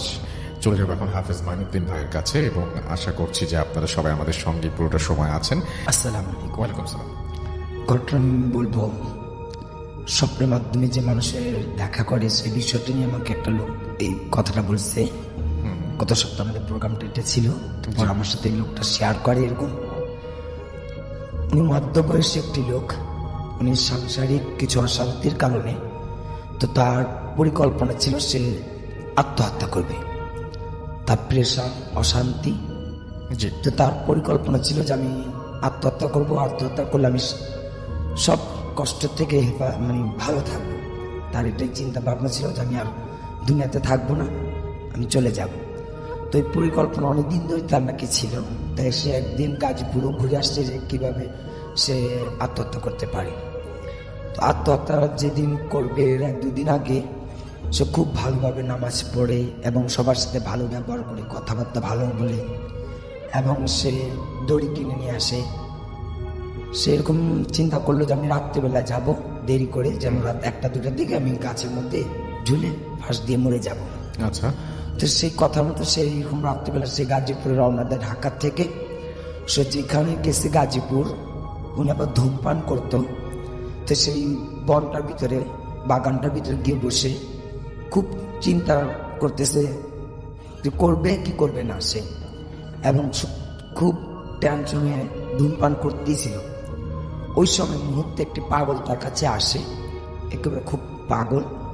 ওনার কাছ থেকে সে সিগারেটটা হাতে নিয়ে সেই পাগলটা টান দিয়ে শুরু করে, মানে ধূমপান করে। ওনার হাতে যে দড়িটা ছিল সে পাগলটা দেখে, এবং সে পাগলটা তার কাছ থেকে দড়িটা কেড়ে নিয়ে সে গাছের মধ্যে ঝুলিয়ে সে পাগল নিজেই আত্মহত্যা করে। আচ্ছা, এই আত্মহত্যা করার সময় তার চেহারাটা বিভৎস হয়ে যায়, এবং সেই ব্যক্তি আমাকে বলল যে যখন ওই পাগলটা আমার চোখের সামনে কাজটা করলো, আমি এমন ভাবে ভয় পেলাম যে ওকে বাঁচাবো না কি করবো সেটা আমি জানিনি, আমি ছুটে পালালাম। আচ্ছা, এমন ছুটে পালালাম, সেই থেকে এখনো ঘুমের মধ্যে বললো যে রাত্রে ঘুমাবো বা দিনেই ঘুমাই, সেই পাগলটা আমাকে ডাকতে থাকে যে আসো আমার কাছে এবং তুমি ফাঁসি দাও। সে এখনো বললো যে আমি যে দিনের বেলাও ঘুমাতে সময় ওই পাগলটাকে দেখতে পাই, রাত্রে বেলা ঘুমাইলেও আমি সেই পাগলটাকে দেখতে পাই। আমাকে ঘুমের মধ্যে শুধু বলে আসো আমার কাছে, তুমি এসে ফাঁসি দাও। আচ্ছা, তো এই পর্যন্ত তারিখগুলো চলতেছিল। সে ডাক্তারের পরামর্শ নিয়েছিল, তাকে ঘুমের ওষুধ দেওয়া হয়। উনি বললো ঘুমের ওষুধ খাওয়ার পরেও উনি দীর্ঘ সময় এই ফাঁসে এই পাগলটাকেই দেখে। অর্থাৎ সে পাগলটাকে কখনো দেখে নেই, সে পাগলটাকে চেনে না। সেদিন সেই গাজীপুর যাওয়াতে তার কাছে একটু সামান্য বসলো, এবং সেই উনি নিজে আত্মহত্যা করবে, কিন্তু সেখানে সেই পাগলটা যে আত্মহত্যা দেখালো, এখন সেটাও বললো যে পাগলটা কি সত্যিকার আত্মহত্যা করেছে না আল্লাহ আমাকে সাহায্য করেছে যে ভয় দেখে এখান থেকে পালানোর জন্য, সেটা আমি জানি না। আচ্ছা, এটাই আমার ছিল ভাইয়া ঘটনাটা। Thank you so much. আসসালামু আলাইকুম রাসেল ভাই। ওয়ালাইকুম সালাম। আমি মাহমুদ হাসান মুন্না, আমি এসেছি বরিশাল থেকে। জি, বলুন আপনার ঘটনা। তো রাসেল ভাই, প্রথমে বলতে চাই আমি আজকে প্রথম যে ঘটনাটা বলবো সেটা আমার দাদার কাছ থেকে শোনা। আমার দাদা গত ডিসেম্বর মাসের 23 তারিখে মারা গেছে। সবাই আমার দাদার জন্য দোয়া করবেন। তো আমার দাদারা ছিলেন 2 ভাই। তো দাদারদের যে পুরানো বাড়ি সেটা ছিল আমাদের যে বর্তমান যে এলাকা চন্দ্রমোহন, তার পাশে একটা গ্রামে চরদারিয়াল নাম। জি, তো ওইখান থেকে দাদারা চন্দ্রমোহন আইসা একটা বাড়ি করে। তো দাদারা 2 ভাই বাড়ি করার পরে ওই বাড়িতে থাকতো, নতুন বাড়িতে থাকতো দাদারা 2 ভাই, আর আমার যে বড় দাদি ছিলেন উনি আর ওনার আম্মা। তো থাকার পরে তো বাসা যত কাজটা, পুরুষ বলতে আমার দাদাই ছিলেন, কৃষি কাজ করতেন দাদা তখন তো সারাদিনের কাজ শেষে আমাদের ওইখানে আবার রাসেল ভাই গ্রাম অঞ্চলে, জি, যে আজকে থেকে মানে 60 দশকে, জি, 1960 দশকের দিকে। তো ঘটনাটা ছিল এমন, জি, আমাদের পাশের গ্রামে একটা লাঠি খেলার আয়োজন করা হয়েছিল বাংলা বাজার নামে একটা জায়গায়। তো ওইখানে দাদা চিন্তা করলেন যে সারাদিনের কাজ শেষে লাঠি খেলা দেখতে যাবে। তো দাদা যখন মানে সারাদিনের কাজ শেষ করার পরে লাঠি খেলা দেখতে যাবে, তো আগে গ্রাম অঞ্চলে তেমন রাস্তাঘাট অবস্থা ভালো ছিল না। তো মানুষের চলাচলের মাধ্যম হিসাবে নৌকা ব্যবহার, বিশেষ করে যারা কৃষিকাজ করতো তাদের তো বাসায় নিজেদের একটা করে নৌকা থাকতো। তো দাদা সারাদিনের কাজ শেষে নৌকা নিয়ে ওই পাশের গ্রামে যেখানে লাঠি খেলা হচ্ছে ওইখানে চলে যায়। তো উনি সন্ধ্যার পরে ওনার কাজ শেষে লাঠি খেলা দেখতে যায়। তো লাঠি খেলা শেষে যখন বাসায় আসতেছিল তখন আনুমানিক রাত, উনি আমার যেটা বলছেন 10টা থেকে কি 11টা হবে এরকম একটা মাঝামাঝি সময়। তো উনি আসতেছেন নৌকা দিয়ে, আস্তে আস্তে একা আসতেছেন রাত্রেবেলা। তো গ্রাম অঞ্চলে 10টা 11টাই অনেক রাত্র। তো উনি যখন খালের একটা পাড় দিয়ে আসতেছিলেন, তো খালটা ছিল বিলের সাথে মানে অ্যাডজাস্ট করা। তো ওই সময়টা ছিল বর্ষাকাল, পানিতে পুরা ভরা ছিল। তো উনি খালের পাড় দিয়ে যখন আসতেছিলেন, কিছু দূর যাওয়ার পরে উনি দূরে একটা আলো দেখতে পায়। তো যখন আলোটা দেখতে পায়, তো উনি নৌকা চালায় যখন আলোটার কাছাকাছি চলে আসে, তো দেখে যে ওইখানে একটা ঘাট ছিল। ওই ঘাটের পাড়ে একটা মহিলা দাঁড়ানো। তো ওনারা মহিলা হাত দিয়ে ইশারা করতেছে নৌকাটা থামানোর জন্য। তো উনি নৌকাটা থামানোর পরে উনি যেটা দেখছে, তো ওই যে মহিলা ওনারও চিনে, আমাদের এলাকার এক লোক, ওনার নাম ছিলেন জব্বার, ওনার আম্মা। জি। তো উনি বলতেছে যে বাবা তুমি আমার একটা উপকার করবা, আমার স্ত্রীর তো মানে এই প্রসব বেদনা উঠছে, তুমি একটু কষ্ট করে আমাদের ওই গ্রামে একটা মহিলা ছিলেন দাইমা, যিনি উনি আবার ওই মানুষের বাড়ি ঘরে যেয়ে এই কাজ করতেন, মানুষের সাহায্য করতেন। তা আমার একটু ওই যে খান নামে একটা বাড়ি ছিল, তো ওইখানে নামাই দিবা একটু কষ্ট করে, আমাদের বাড়িতে কোনো পুরুষ মানুষ নেই, ওনার ছেলে আবার আর্মিতে চাকরি করতো তখন। জি। তো উনি অত কিছু ভাবে নাই, তখন উনি চিন্তা করলো যে মানুষের সাহায্য করি। তো উনি উঠাইছে, উঠানোর পরে উনি নৌকা চালাচ্ছে। তো তখন নাসার ভাই এই সময়টা ছিল ভাটা চলতেছিল তখন। তো উনি পিছনে ফিরে দাঁড় বাইতেছিল নৌকার। তো ওইটা বাড়ার পরে কিছু দূর যাওয়ার পরে আমার দাদা আবার কি করতেন, স্মোক করতেন। তো উনি চিন্তা করলো যে এখন একটা সিগারেট ধরাই, যেহেতু একটু ঠান্ডা ঠান্ডা লাগতেছে। তো উনি সিগারেট ধরানোর জন্য, সিগারেটটা ছিল আবার পিছনে, উনি সেটা নেওয়ার জন্য একটু পিছনে তাকায়। তো রাখাল ভাই তাকানোর পরে উনি ফার্স্ট যেটা দেখে, তো সেটা হলো গিয়া ওই যে মহিলার হাতে একটা কুপি টাইপের একটা দেখছিল প্রথম। তো আসলে এটা কুপিও না, এটা কিসের আলো, উনি ওইটা আজকে পর্যন্ত আমার যখন বলছে তখনও মানে ওটা জানতে পারেন ওটা কিসের আলো ছিল। জি। তা আরেকটা জিনিস লক্ষ্য করে আছে ভাই, ওই মহিলার হাতে নাকি একটা ব্যাগ ছিল যেটা উনি আন্ধারে দেখতে পারেন নাই, অন্ধকারের মধ্যে। তো উনি দেখতেছে যে ওই মহিলা ওই পুটলি থেকে কিছু একটা বের করে লাইক মানুষের কাটা হাত, উনি নিচের দিকে তাকায় ওইটা চাবায় খাচ্ছে। তো রাসেল ভাই এটা দেখার পরে দাদা মানে খুব বেশি ভয় পায়। তো হঠাৎ করে ওই মহিলা মানে টের পায়ে গেছে, ওনার দিকে তাকাইছে। তাকানোর পরে দাদা আল্লাহর নাম নিতেছিল তখন। তো ওনার টার্গেট ছিল একটাই, নৌকাটা কোনো একটা ভাবে খালের সাইড করে উনি লাফ দিবে ওইখান থেকে, নৌকা থেকে। তো উনি কোনোভাবে নৌকাটা সাইড করে খাল থেকে লাফ দেয়। তো লাফ দেওয়ার পরে উনি দৌড় দেওয়ার চেষ্টা করে। তো উনি দৌড় দেয় কিছু দূর যায় সামনে, ওনার কাছে মনে হইতেছিল যে উনি যতই যাচ্ছে মানে ওনার হাত পা সব অবশ্যই আসতেছে, হাত পা চলতেছে না ওনার। আচ্ছা। কিছু দূর যাওয়ার পরে উনি দেখতেছে যে ওই মহিলা ওনারে হাত দিয়ে ইশারা করে ডাকতেছে। তো উনি অনেক কষ্ট করে আল্লাহর নাম নিতে নিতে মানে দৌড়ে কিছু দূর যায়। তো যাওয়ার পরে ওই আগে মানে বাড়িঘর ছিল একটু দূরে দূরে, তো উনি একটা বাড়ির কাছাকাছি চলে আসে। তো চলে আসার পরে ওই বাড়ির সামনে ছিল একটা তাল গাছ। তো উনি দেখতেছে যে তাল গাছ থেকে ধাপ করে একটা শব্দ হয়েছে। শব্দ হওয়ার পরে উনি দেখতেছে যে ওনার কিছু দূর সামনে একটা লোক, জুব্বা পরিহিত একটা লোক, দুই পা মেলে উনি দাঁড়ায় আছে ওনার সামনে। আর পিছন থেকে যে ওই মহিলা উনি লাফায় রাসেল ভাই ওনার সামনে আসতেছে। তো উনি এটা দেখার পরে ওই মহিলাটা যখন লাফায় সামনে আসতেছিল, তো ওনার দিকে একটা বিচ্ছির একটা হাসি দিতেছিল তখন। তো হাসিটা দিয়ে যখন ওনার সামনে চলে আসে, তখন আমার দাদা নিজেরা ঠিক রাখতে পারেনি, তখন উনি সেন্সলেস হয়ে পড়ে ওইখানেই। তো পরের দিন সকালে রাসেল ভাই ওই যে খালে যারা মাছ ধরতেন, জাল পাতা ছিল, জাল দিয়ে মাছ ধরতেন বর্ষাকালে। তো এক লোক এরকম সকালবেলা যে ওনারা জাল উঠানোর জন্য আসে। তো আসার পরে নাকি দাদার মুখ থেকে যেটা শুনছিলাম ওনার সেন্সলেস অবস্থায় পাইছে ওইখানে। তো পাওয়ার পরে পরের দিন দাদার বাসায় নিয়ে আসে। তো দাদার প্রচন্ড জ্বর ছিল গায়ে। তো জ্বরটা থাকার পরে ওনার বাবা, আমার দাদার যে বাবা, তো উনি আবার মসজিদে ইমামতি করতেন। তো উনি ঝাড়ফুঁক করেন। পরে আমাদের এলাকায় স্থানীয় এক পীরের কাছে নিয়ে যায়, চন্দ্রমণির এক পীর। তো ওনার কাছে নিয়ে যাওয়ার পরে এই ঝাড়ফুঁক করে তারপরে আর ওনার সাথে কোনো সমস্যা হয়েছিল। এই ছিল আমার প্রথম ঘটনা। Thank you so much. আমরা আপনার ঘটনার জন্য আপনাকে ধন্যবাদ জানাই। আমি চলে যাচ্ছি একটি অডিও ক্লিপে, ফিরে আসবো একটু পরে। স্টে টিউনড টু ফুর্তি এফএম অ্যান্ড ডু ফুর্তি। নমস্কার রাসেল ভাই, আমি দি। অনেকদিন পর আমি ভূতের প্রেমে অডিও স্টোরি পাঠাচ্ছি কলকাতা থেকে। তো প্রথমেই আপনাদের সবাইকে জানাই এবং ভূত এফএম টোটাল টিমকে জানাই নববর্ষের প্রীতি শুভেচ্ছা ও আন্তরিক অভিনন্দন। আশা করি আপনি ভালো দলেই আছেন রাসেল ভাই। তো আজ আমি আমার একটা ফ্রেন্ডের ঘটনা বলবো, যে একজন ডাক্তার। এটা আমি তার থেকে অনেকদিন আগেই কালেক্ট করেছিলাম, বাট আমার কাজের জন্য আমি এটা শেয়ার করতে পারিনি। যদি আপনার ভালো লেগে থাকে এটা সবাইকে শোনাবেন। তো আমি সরাসরি তার ঘটনায় চলে যাচ্ছি। আমার ফ্রেন্ড একজন ডাক্তার, ক্লিনিক আছে তার, পাশাপাশি সে একটা সরকারি হাসপাতালে সে প্র্যাকটিসও করে। তো অপারেশনে কাটা ছেঁড়া থেকে শুরু করে মর্গে যাওয়া আসা এগুলো কমন ব্যাপার তার কাছে। কিন্তু তার জীবনে এমন একটা ঘটনা ঘটেছিল যেটা সে এখনো যদি কোনো দূরে কোনো পেশেন্টকে দেখতে যেতে হয়, সে এই ঘটনাটা তার মনে পড়ে যায়, মানে সে ভাবে যাওয়ার আগে। তো আমি সেই ঘটনায় যাচ্ছি। তো একদিনকে তার ক্লিনিকটা বন্ধ করার সময়, তার ক্লিনিকে একজন রিসেপশনিস্ট আছে, তো সেই ক্লিনিকটা বন্ধ করেন। তো ডাক্তার মানে যে বন্ধু আমার, সে বাড়ি যাওয়ার সময় একটা ফোন আসে, তার ফোন আসার সময় তাকে একটা পেশেন্টের বাড়ির লোক বলে যে ডাক্তারবাবু এরকম আমার বাবার এই হয়েছে, আপনি তাড়াতাড়ি আসুন, আমার বাবা বাঁচবে না। তো একটু চমকে যায় যে হুট করে বলছে এরকম এরকম কথা, কোনো চেনা পরিচিত পেশেন্ট কি, এটা ভাবল। কিন্তু তারপর যখন নাম টাম জানে তখন দেখে ওর কোনো চেনা পরিচিত পেশেন্টে না, কোথা দিয়ে ফোন করছে এটা জানলে ও আরো অবাক হয় যে এত দূরে ও কোনোদিনও পেশেন্ট দেখতেই যায়নি, তাহলে ওকে জানলো কিভাবে, হয়তো জানতে পারে কারোর থ্রুতে। তো সে বলে যে আমার এখন ক্লিনিক বন্ধ হয়ে গেছে, আমি বাড়ি চলে যাবো। তখন খুব রিকোয়েস্ট করার পর বললো যে জায়গাটা কোথায়। তো জায়গাটা মিনিমাম ও যা শুনে টুনে দেখলো আধা ঘন্টার উপরে।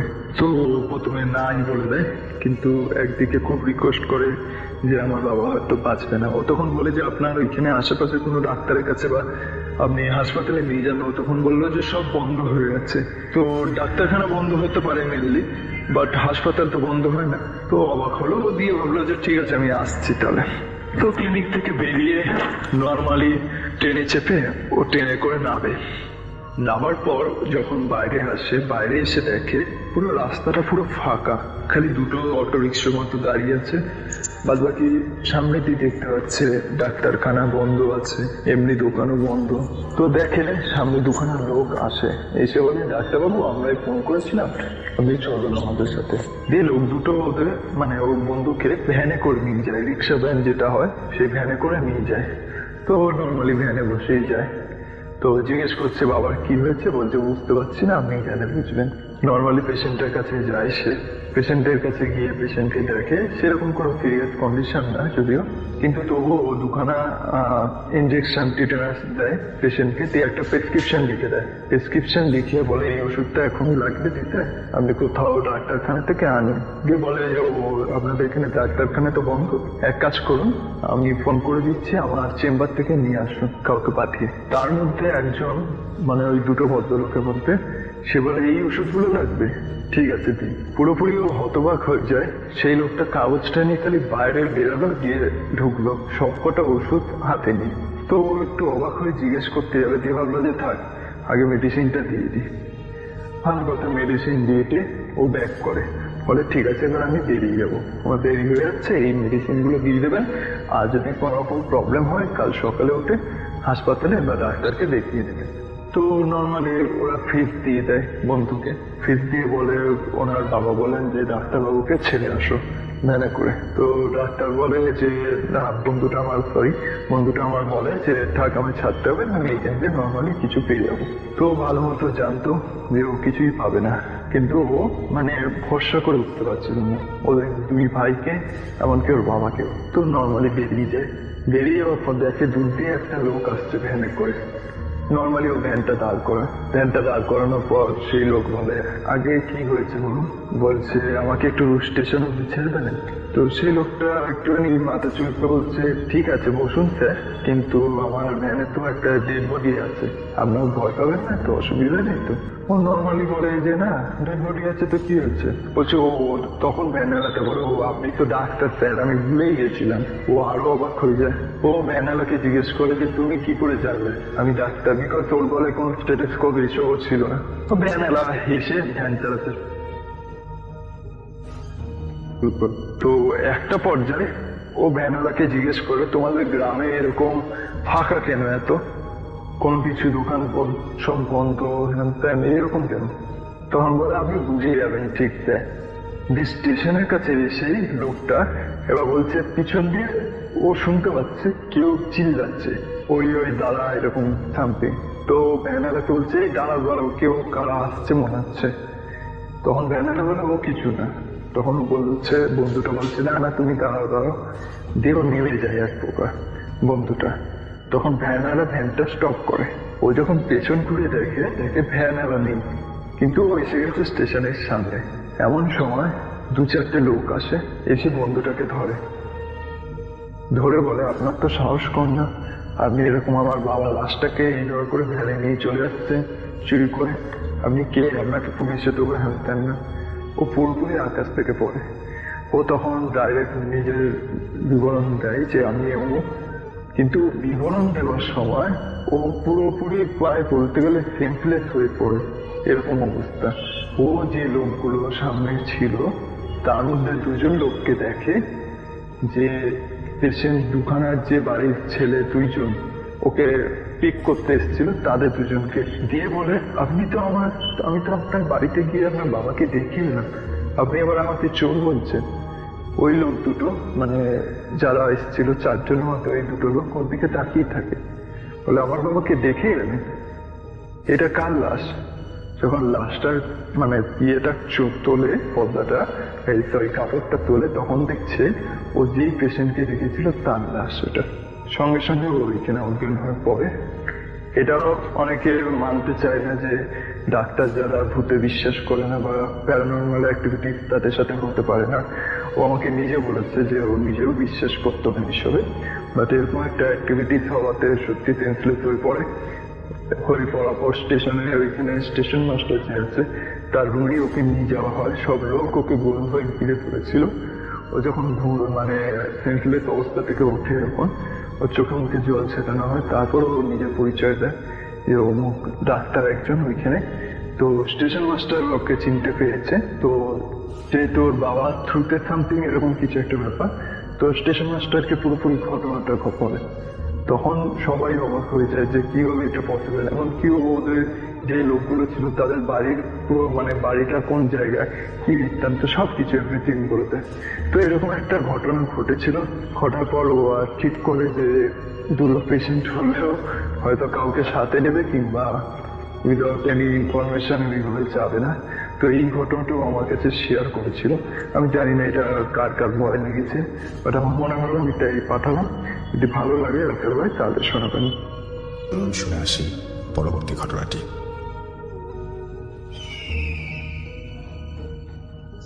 আসসালামু আলাইকুম রাসেল ভাই, আশা করি ভালো আছেন। আমি মির হাকিম হাসান, বর্তমানে তেজগাঁও ঢাকাতে থাকি।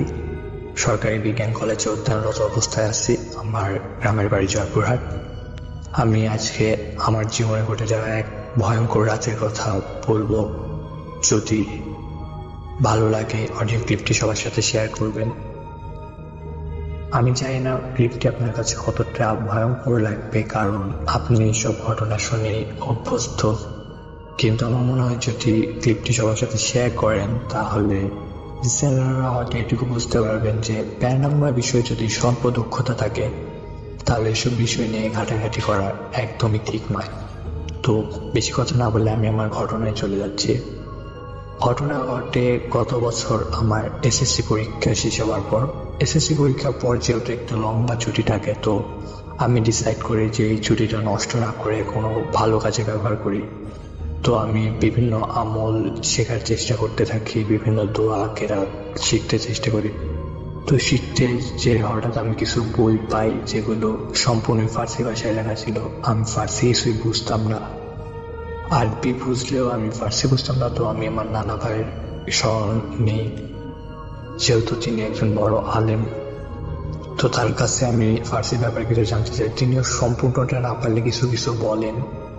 আর এই কিতাবটা ছিল আমার দাদার বাবার, উনি প্যারানর্মাল বিষয়ে অত্যন্ত সিদ্ধহস্ত ছিলেন, কিন্তু ওনার পরের 2 জেনারেশন থেকে আমাদের ভিতরে এই জিনিসটা আসলে হারায় যায়। তো আমি মনে করি যে ওই কিতাবটা হয়তো বা এমনি সাধারণ আমলের। তো আমি ওখান থেকে যতটুকু বুঝতে পারি ততটুকু আমল করতে থাকি, শিখতে থাকি। তো রাসেল ভাই বলা ভালো হচ্ছে আমার একটা অদ্ভুত শখ আছে, তা হলো কবর ঘোরার শখ। আসলে জানি না অনেকেই ভাবছেন কবর ঘোরা আবার কি করে কারণ শখ হতে পারে, কিন্তু আসলে ব্যাপারটা এমনই যে আমি মনে করি যখন কেউ আমরা কবর ঘুরি তখনই আমরা এই জগৎ থেকে ওই জগতের, এই পরকালের জগতে সবচেয়ে কাছে পৌঁছাতে পারি। তো এই শখটা আমি পূরণ করে যাই। তবে কবর ঘুরলে কখনো আমাদের নিজস্ব পারিবারিক গুরুস্থানের বাইরে কোনো কবর আমি ঘুরিনি। তো ঘটনা ঘটে যখন আমি প্রথম আমার পারিবারিক অবস্থায় বাইরে কোনো অবস্থায় কবর ঘুরতে যাই, তখন হঠাৎই একদিন আমাদের মসজিদে একজন মুসল্লি ইন্তেকাল করেন। তো তার জন্য কবর ঘোরার ব্যবস্থা করা হয় গ্রামের একেবারে শেষের দিকে একটা পুরাতন কবরস্থানে, যেখানে অনেক আগে কবর দেওয়া বন্ধ হয়ে গিয়েছিল। তো খবর খোঁড়ার জন্য যে 3জন লোক ছিলেন তাদের মধ্যে একজন হঠাৎ মানে কোনো কারণে আসতে পারবেন না বলায় আর বাকি যে 2 ছিলেন তো আমাকে বলে যে রাকিব বাবা তুমি তো নিজেদের ভিতরে ঘোরো, তো আজকে চলো বাইরে একটু ঘুরে আসি। তো আমিও ভাবি যে সোয়াবের একটা কাজ চাই করে আসি। তো অবস্থায় একটু বর্ণনা দিই। আমাদের গ্রামের 2 দিকে 2টা নদী আছে, তো দিকে নদীটা প্রায় শুকিয়ে গিয়েছে, তো ওইদিকে কারো খুব একটা যাতায়াত চলে না। তো ওই মরা নদীটার পাশেই পুরাতন কবরস্থানটা বাঁচারে ঘেরা, একদম বহুদিন কারো যাতায়াত হয় না। তো আমরা খবর করি সব ভালো মতোই কাজ কারবার হয়। শেষে জানাজা দাফন শেষে দাফন কাজ শেষ হওয়ার পর আমি করি কি ওই যে নতুন কিছু শিখতে লাগছি, তো মনের মধ্যে কাজ করে যে দেখি তো একটু চেষ্টা করে। তো আমি ভাবি যে ব্যক্তিগত ভালো লোক ছিল কিছু, তার লাশটা যাতে কোনো ক্ষতি না হয় এই জন্য আমি কিছু মাটি নিয়ে দোয়া করে খবর ছিটাইতে, যাতে কোনো শিয়াল কুকুর মানে কোনো হিংস্র পশু তার কোনো ক্ষতি না করতে পারে। তো এইভাবে আমি চলে আসি, বাসায় চলে আসি। পরে ঈশান নামাজের পর আসরের নামাজের পরে আসলে আমরা মাটি যেয়ে চলে আসি, তারপর মাগরিব যাই। ঈশান নামাজের পর ঘটে কি আমি বাড়ি আসছিলাম, হঠাৎ আমার এটুকু মনে আছে যে আমার বাড়িতে মসজিদ খুবই কাছে এবং মসজিদে আমার বাড়ি হচ্ছে পশ্চিম দিকে, কিন্তু আমি পূর্ব দিকে একটু যাই বন্ধুদের সাথে কথা বলতে বলতে। হঠাৎ আমার কিছু মনে নাই, চোখ খোলার পর দেখি আমি ওই কবরস্থানে। বলে রাখা ভালো কবরস্থানটা আমাদের মসজিদ থেকে কমসে কম তো 1 কিলোমিটার দূরে হবে। আমি কি করে এত তাড়াতাড়ি এই রাতের বেলা এত দূর এই কবরস্থানে আসলাম আমি কিছুই জানি না। তারপর হঠাৎ মনে হলো মাথাটা ঝিমঝিম করছে, আমি জানি না আবার পড়ে গেলাম মাটিতে। তবে এবার আর কেন হয় উপরে তাকিয়ে দেখি 4টে লাল আলো আগুনের গোলার মতো ঘুরছে, চারদিকে ঘুরছে। হঠাৎ একটা সে আমার ডান সাইড দিয়ে মাটিতে হাত করলো, আমি চমকে উঠলাম। চমকে উঠে ডান পাশে ফিরে দেখি আলোটা মাটির নিচে ঢুকে এসে, আর আগুনের গোলার বাকি 3টা আগুনের গোলা মাটির উপরে ঘুরতেছে, আর ঘুরতেছে ঠিক ওই নতুন কবরটার উপরে। কিন্তু মনে হচ্ছে দেখে ওই 3টা আগুনের গোলা কিছুতেই ওই কবরটার উপরে ঢোকার চেষ্টা করতেছে, কিন্তু কোনো মনে হচ্ছে কোনো একটা কাঁচের দেওয়ালের সাথে আটকে যাচ্ছে। আমি এসব দেখে প্রথমে খুব ভয় পেয়ে যাই, তারপর নিজেকে সামলে নিয়ে আয়াতুল কুরসি পড়তে থাকি। আয়াতুল কুরসি আমানুর রাসূল পড়ি, জারকুল পড়ি। পড়ার পর আমি দেখি যে আস্তে আস্তে সব কিছু আলোগুলো মিশে যেতে থাকে সাইডে। তো আমি ঘুরে গিয়ে খুব দ্রুত ওখান থেকে দৌড়াতে শুরু করি, আমার বাড়ির দিকে দৌড়াতে শুরু করি। দৌড়াতে দৌড়াতে আমি রাস্তায় আস্তে আস্তে অনেক ঘটনা ঘটতে থাকে। রাস্তার 4 সাইডে পুকুর ছিল, তো পুকুর 2 পাশে পুকুর ছিল। তো পুকুর থেকে কখনো দেখেছি পুকুরের ভিতর থেকে কোনো পুকুর এই পাড়ের থেকে ওই পাড়ে লাফতেছে, পুকুরের ভিতর থেকে পানির ভিতর থেকে পুকুর ফি করে বের হয়ে আসে। আসলে ওগুলো ছিল হয়তো অন্য কিছু। তারপর ওই পুকুরটা পার হয়ে আসার পর আমার পিছন পিছন দেখি একটা বিড়াল আসতেছে, কখনো সামনে কখনো পেছনে। আমি একসময় নিজের কন্ট্রোল হারিয়ে ফেলে ওই প্রাণীটাকে জিজ্ঞেস করি যে একটু রাগান্বিত হয়ে দেখছি, তুমি আমার পিছন ধরেছো কেন, আমি তোমার কি ক্ষতি করছি?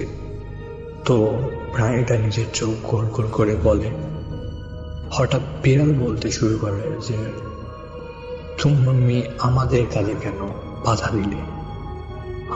আমি যখন দেখছি যে একটা প্রাণী বিড়ালের মতো একটা প্রাণী কথা বলছে, তখন আমি আর নিজেকে ধরে রাখতে পারিনি। আমি খুব জোরে দুঃশ্বাসে দৌড়াতে শুরু করি, আর দৌড়াতে দৌড়াতে চেহারা করতে থাকি। তো আমার সামনে একটা পুকুর আসে, ওটা পার হয়ে আমার যেতে হয়।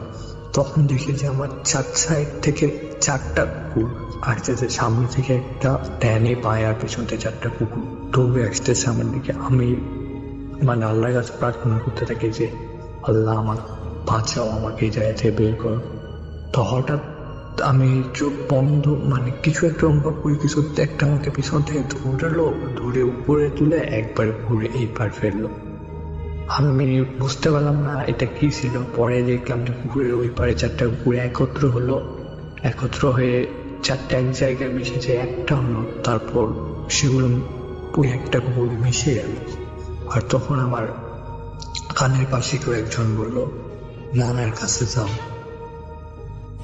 আমি জানি না কে বলছে কি বলছে আর আমার সাথে কি ঘটতেছে। আমি মনে হচ্ছে এটা স্বপ্ন না তন্দ্রা।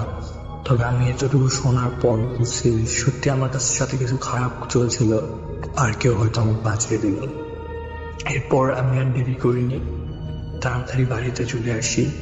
বাড়িতে চলে আসার পর আর আমি বাড়িতে কাউকে কিছু না বলে সোজা বাইকটা বের করি আর আমার নানা বাড়ির উদ্দেশ্যে রওনা হই। আমার নানা বাড়ি খুব একটা দূরে ছিল না, ঘুর পথে গেলে মেন রাস্তা থেকে 8 কিলোমিটার, আর ধানের জমির মধ্যে দিয়ে গেলে 5 কিলোমিটারের মতো হয়। তো যেহেতু আমাকে বলছিল যে তাড়াতাড়ি নানা বাড়ি চললাম, কে বলছিলাম জানি না, প্রভুকেও আমি শব্দটা শুনতে পাইছিলাম। তো আমি ভাবি যে ভিতর দিয়ে গেলে হয়তো তাড়াতাড়ি হবে, তো আমি ধানের জমির ভিতরে রাস্তা দিয়ে মোটরসাইকেল চালাতে থাকি। তো বাইকটা চালাতে চালাতে 3 মাথায় একটা মোড় আসছিল। ওই মোড়ে দেখি গাছের উপর আবার সেই 3-4টা আলো, 4টা আগুনের গোলা। উল্কাপিণ্ড যেরকম বর্ষণ হয় রাসেল ভাই, সেভাবেই এক একটা আমার কান মাথাকে যেতে থাকে। আমি শুধু চোখ বন্ধ করি আর আবার চেন কাপ পড়তে থাকি। আমি জানি যে চেন কাপ যদি কেউ পড়তে পারে, আসল চেন কাপটা, তবে কোনো ধরনের কোনো শয়তানি শক্তি তার কোনো ক্ষতি করতে পারবে না।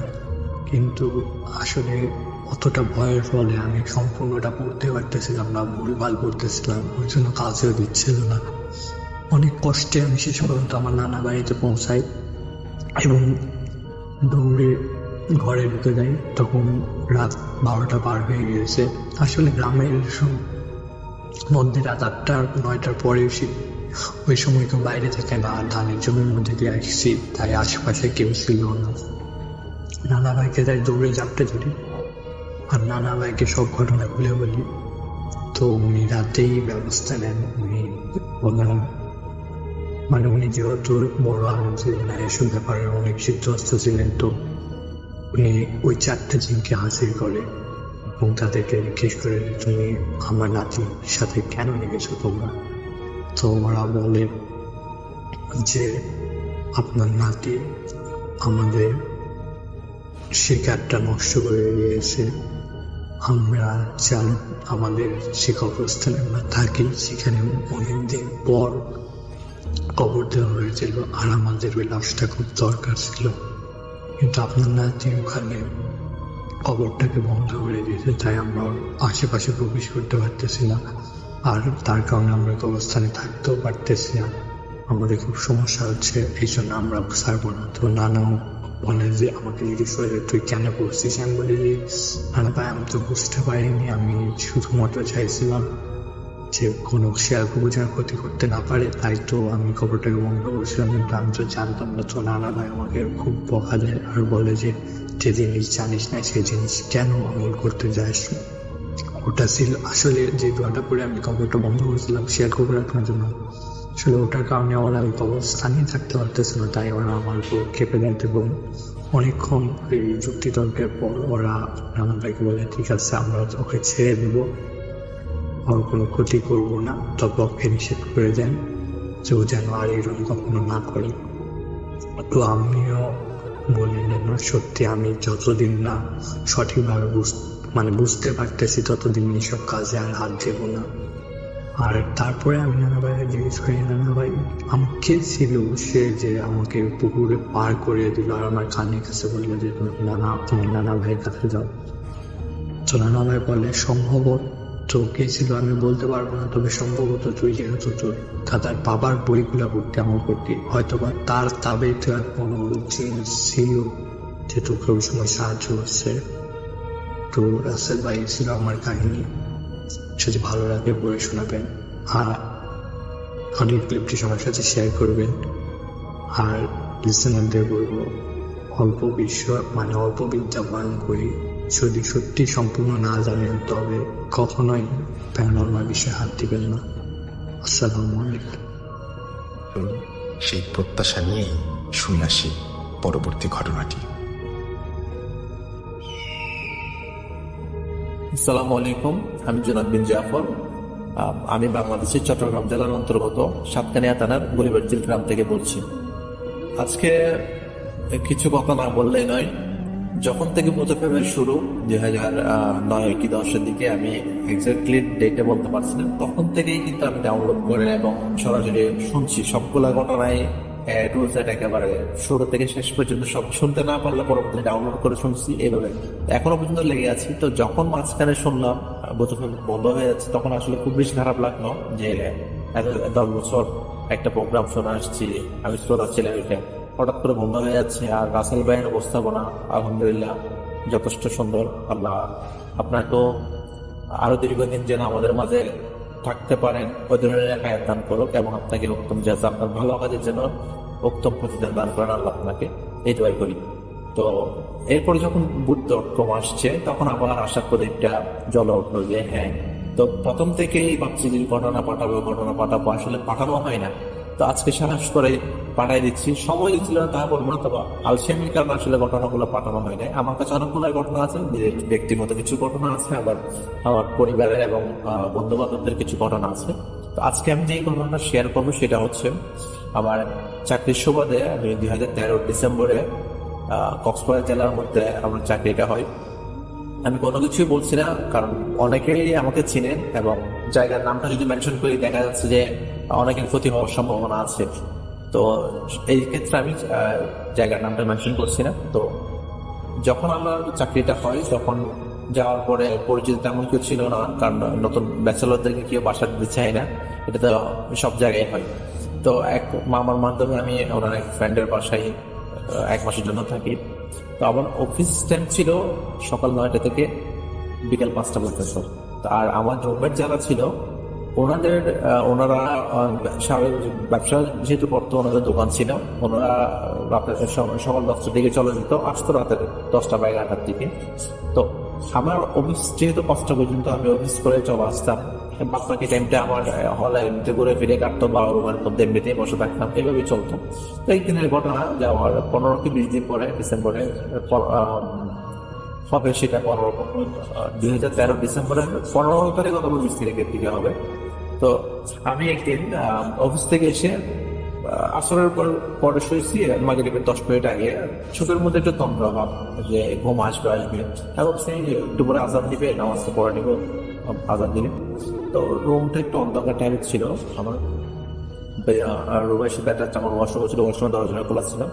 তো আজান দেওয়া যেহেতু 10 মিনিট বাকি, একটু ঘুম আসছে, পুরোপুরি আসেও নাই। ওই সময় দেখলাম আমার কপালের দরজা যেহেতু একেবারে লক করা ছিল, বন্ধ ছিল, কপালের মধ্যে আমার ক্যাজের টাচ করছে। সাথে সাথে চোখ তুলে দেখি যে আমার মাথার পাশে একটা ছেলে, বয়স হবে 16 কি 17, দাঁড়ায় আছে, একটা কালো কালারের শার্ট, আর ওই শার্টের মধ্যে স্টার চিহ্ন, ওই ধরনের মানে তার ইয়ে ছিল, মার্কা ছিল আর কি অনেকগুলা।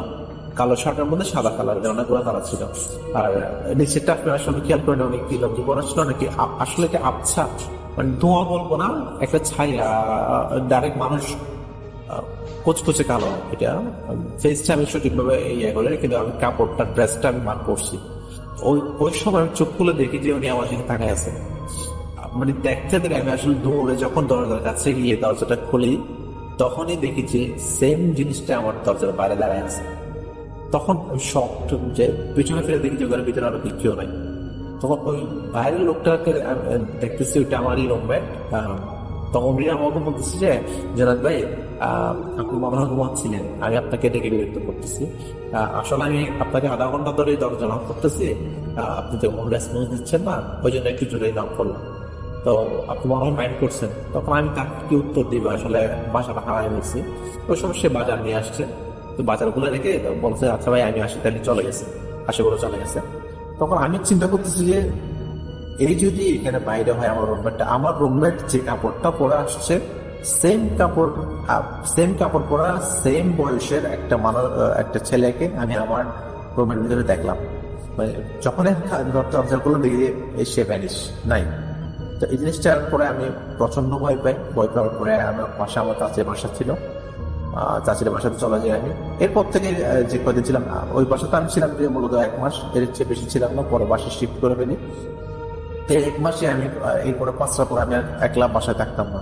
পরে শুনি যে আমার রুমমেটদেরকে 2 দিন পরে ঘটনা বলে আমি বুঝছি আসলে এই ব্যাপার, বলে যে ঘটনার তো এটা এই বাসার তারও সমস্যা আছে, এই বাসার মধ্যে মানে প্রযুক্তি থেকে বন্ধ করছিল একবার, এই বন্ধটা এখন চলে গেছে। ওখানে তো রাত 2টা-3টার দিকে যখন উঠে ছাদের মধ্যে তখন মানে পায়ের মধ্যে স্যান্ডেল করে যদি চেষ্টা যদি হাঁটেন যে শব্দটা হয়, মানে ঘষে যদি আপনি স্যান্ডেলটা না তুলে বসে ওই হাঁটার যে শব্দটা হয় ওই রকম শব্দ হয়, মানে কেউ একজন হাঁটে সেখানে ছাদের উপর। ওই জিনিসটা আমার রুমমেট থেকে শুনি। এরপরে আমি বাসা চেঞ্জ করে চলে আসি। তো এই ঘটনা, মানে এই ঘটনাটা রিলেটেড কোনো সমস্যা হয়নি আলহামদুলিল্লাহ। এরপরে অন্য বাসার মধ্যে চলে আসি, আরো কিছু ঘটনা আছে অন্য বাসার মধ্যে, এটা অন্য একটা এপিসোডে বলবো যদি এই ঘটনাটা সিলেক্ট হয় আর কি। আরো কিছু ঘটনা ইনশাল্লাহ পাঠাবো আমি। তো সে পর্যন্ত সবাই ভালো থাকবেন আর আমার জন্য দোয়া করবেন। আসসালামু আলাইকুম। প্রিয় লিসেনার, আশা করি প্রত্যেকটা ঘটনা আপনাদের মাঝে ভালো লেগেছে। প্রতিনিয়ত এই ধরনের বাছাই করা ভয়ঙ্কর স্পেশাল ঘটনা শুনতে চ্যানেলটি সাবস্ক্রাইব করে নেবেন। আপনারা যারা খুব সহজেই এই ধরনের ঘটনাগুলো শুনতে চান, ভূত প্রেমের সব থেকে ভয়ঙ্কর ঘটনা, এই কারণে আমি বিভিন্ন জায়গা থেকে এই ঘটনাগুলো খুঁজে বের করে তারপর আপনাদের মাঝে শেয়ার করে থাকি। তাই বলবো আবারও, যারা এই চ্যানেলে এখনো নতুন রয়েছেন তারা অবশ্যই চ্যানেলটি সাবস্ক্রাইব করে নেবেন। আর এই চ্যানেলের মধ্যে এখন থেকে আপনারা প্রতিনিয়ত বাছাই করা ভয়ঙ্কর ঘটনা শুনতে পারবেন। তো আজকের জন্য এখানেই বিদায় নেব। সকলেই ভালো থাকবেন, সুস্থ থাকবেন। আল্লাহ হাফেজ।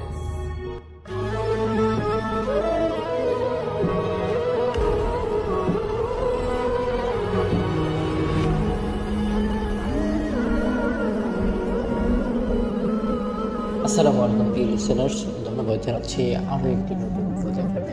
আমাদের আজকের গল্পটি অনেক বেশি স্পেশাল হতে যাচ্ছে, কারণ আজকের গল্পটি আমাদের কাছে পাঠিয়েছেন শাকিল আহমেদ লালমোহন জেলা থেকে। তো তিনি যেভাবে লিখেছেন আমি ঠিক সেভাবেই পড়ছি। তিনি লিখছেন, বাংলার এক প্রত্যন্ত গ্রাম, নাম শিমুলতলা। গ্রামের পশ্চিম প্রান্তে ছিল একটা পুরনো ধ্বংসপ্রায় জমিদার বাড়ি। স্থানীয়দের কাছে ওটার নাম ছিল পশ্চিম পাড়া জমিদার বাড়ি।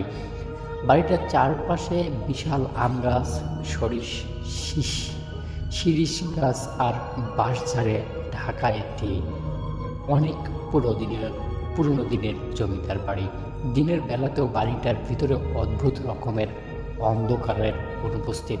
মনে হয় যেন বাড়িটার ভিতরে অনেক দিন থেকে কেউ প্রবেশ করে না। গ্রামবাসীরা বলে রাতের পরে ওই বাড়ির দিকে তাকালেও নাকি শরীর জমে যায়। এই গল্পের মূল চরিত্র রায়হান সাহেব, এক তরুণ সাংবাদিক। শহর থেকে এসেছিল গ্রামের পুরনো স্থাপনা আর লোকগাথা নিয়ে প্রতিবেদন করতে।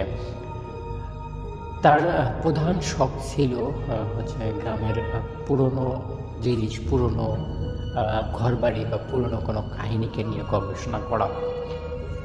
তো গ্রামের চায়ের দোকানে চা খেতে খেতে ওই বাড়ির গল্প শুনেন এবং তিনি ঠিক করে নেন যে ওই বাড়ির আসল কাহিনী তিনি উদ্ঘাটন করার চেষ্টা করবেন। তো চায়ের দোকানে চা খাওয়ার সময় দোকানদার কুদ্দুস মিয়া বলে, বাবা, ওই বাড়িতে এক সময় রক্ত লেগেছিল। রাতের পর সেখানে বাতাসও গন্ধ মিশে, কাকপক্ষীও সেখানে যায় না। অনেক দিন থেকেই ওভাবেই পড়ে আছে, কেউ ভয়ে তারা আশেপাশে যায় না। আর রাত হলেই সেখানে নামে বৌদ্ধদের আড্ডা খেলা। রায়হান সাহেব প্রথমে হাসলেন, আচ্ছা ভূতের গল্প নাকি? কুদ্দুস নিয়ে বড় বড় চোখ করলে বলল, দেখেন বাবজি, হাসার কথা না। যারা দেখেছে তারা আর আগের মতো নাই, একদম চেঞ্জ হয়ে গেছে। আর যারা দেখেছে তারা একদম নিস্তেজ হয়ে গেছে। এই কথা শুনে রায়হান কিছুটা বিচলিত হলেও তিনি মনে মনে ভাবছেন যে আসলে এটাও কোনো একটা পুরোনো দিনের কাহিনী, গল্প, যে কাহিনীটাকে নিয়ে মানুষ এত ভয় পাচ্ছে। তো তিনি সিদ্ধান্ত নিলেন কি সেদিন রাতেই যাবে বাড়িটা দেখতে, কেমন লাগে বাড়িটা, কী সমাচার আর এটা কোথায় আছে সেই সব কিছুই তিনি দিনের বেলায় খোঁজখবর নিয়ে রাখেন। কোন রাস্তা দিয়ে গেলে ভালো হয়, কোন রাস্তা দিয়ে গেলে সংকটে হবে, কাছাকাছি হবে, সব কিছুই তিনি আগের দিনে ঠিকঠাক করে রাখেন। এবং সেই দিন রাতে তিনি সাথে ক্যামেরা, টর্চ লাইট, নোটবুক নিয়ে সেই বাড়ির সামনে এসে দাঁড়ালো। চাঁদের আলোয় ফিকে গাছের পাতার ফাঁকে বাতাসে সেই সই সই শব্দ হচ্ছে।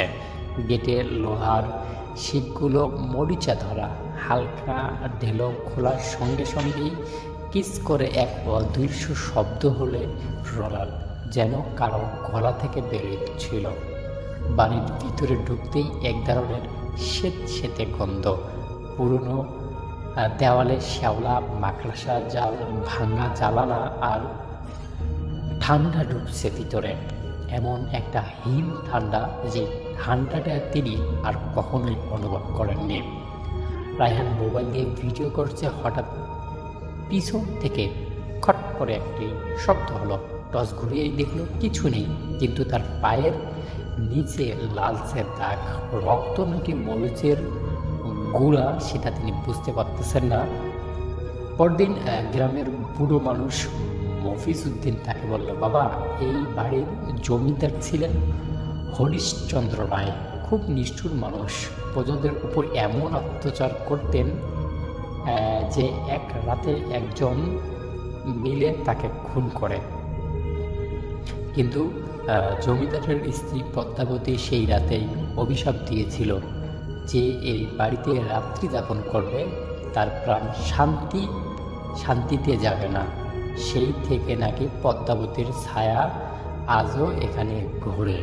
সেই পদ্মাবতীর আত্মাই এখন পর্যন্ত এখানকার মানুষকে আতঙ্ক করে রেখেছে। রায়হান ঠিক করলো এবার পুরো রাতটা সেই বাড়িতেই থাকবে। মধ্যরাত পেরোতেই বাতাস অস্বাভাবিক ঠান্ডা হয়ে গেল। দূরে বাঁশঝাড়ের মধ্যে হালকা ফিসফসানি, যেন কারো কান্না। টস নিভে গেল, এরপর মৃদু করে শাড়ির ঘুরঘুরির শব্দ। রায়হান ঘুরে দাঁড়িয়েই দেখল ভাঙা সিঁড়ির উপর সাদা শাড়ি পরা এক নারী দাঁড়িয়ে আছে। মুখ দেখা যাচ্ছে না, কিন্তু চুল ভিজে, যেন রক্ত টপ টপ করছে। আর রায়হান সাহস করে বলল, কে কে আপনি? ওখানে দাঁড়িয়ে কি করছেন? ধীরে ধীরে সিঁড়ি বেড়ে নেমে গেল। প্রতিটি সাপের সঙ্গে মেঝেতে ছোপ ছোপ শব্দ, যেন কাদা নয়, রক্তে ভেজা। চারদিক হঠাৎ অন্ধকার হয়ে গেল। মোবাইল পড়ে গেল নিচেতে, শুধু কান্নার শব্দ আর বুক কাঁপানো ঠান্ডা বাতাস। নারীর কণ্ঠে ফিসফিস, তুমি কেন এসেছ? আমি তো বলেছিলাম এখানে আসলে কেউ আর বেঁচে ফিরবে না। এরপর রায়হান আর কিছু মনে নেই। পরদিন ভোরে তাকে বাড়ির বারান্দায় অচেতন অবস্থায় পাওয়া যায়। মোবাইলের ভিডিও ধারণকৃত দৃশ্য, সাদা শাড়ি পরা এক নারী, পায়ের কাছে জমে থাকা লাল জল আর ফাঁকা চোখের দৃষ্টি। এভাবেই ধীরে ধীরে তার দিকে তার সামনে রায়হানের দিকে এগিয়ে আসে এবং হঠাৎ করেই রায়হান মাটিতে পড়ে যায় আর ভিডিওর মধ্যে কোনো কিছু দেখা যায় না। তারপর দীর্ঘদিন রায়হান সাহেবকে হসপিটালের মধ্যে ভর্তি রাখা হয়, কারণ তিনি মানসিকভাবে অনেকটাই দুর্বল হয়ে পড়ে গিয়েছিলেন, কারণ তার সামনে এরকম একটা কাহিনী প্রথমবার ঘটেছিল। আসলে তারপর এখনও জমিদার বাড়ি সেই অবস্থাতেই আছে, কেউ আর সেদিকে পা বাড়ানোর চিন্তাটাও করেনি। তো দর্শক, আসলে আমাদের আজকের গল্পটি কেমন লাগলো অবশ্যই কিন্তু আপনাদের মতামতগুলো জানাবেন, কারণ আপনাদের মতামতগুলো আমাদের কাছে অনেক গুরুত্বপূর্ণ। আজকের এপিসোডটি শেষ করছি এখানেই। আবার আগামী এপিসোডে সবাইকে আমন্ত্রণ জানিয়ে আল্লাহ হাফেজ।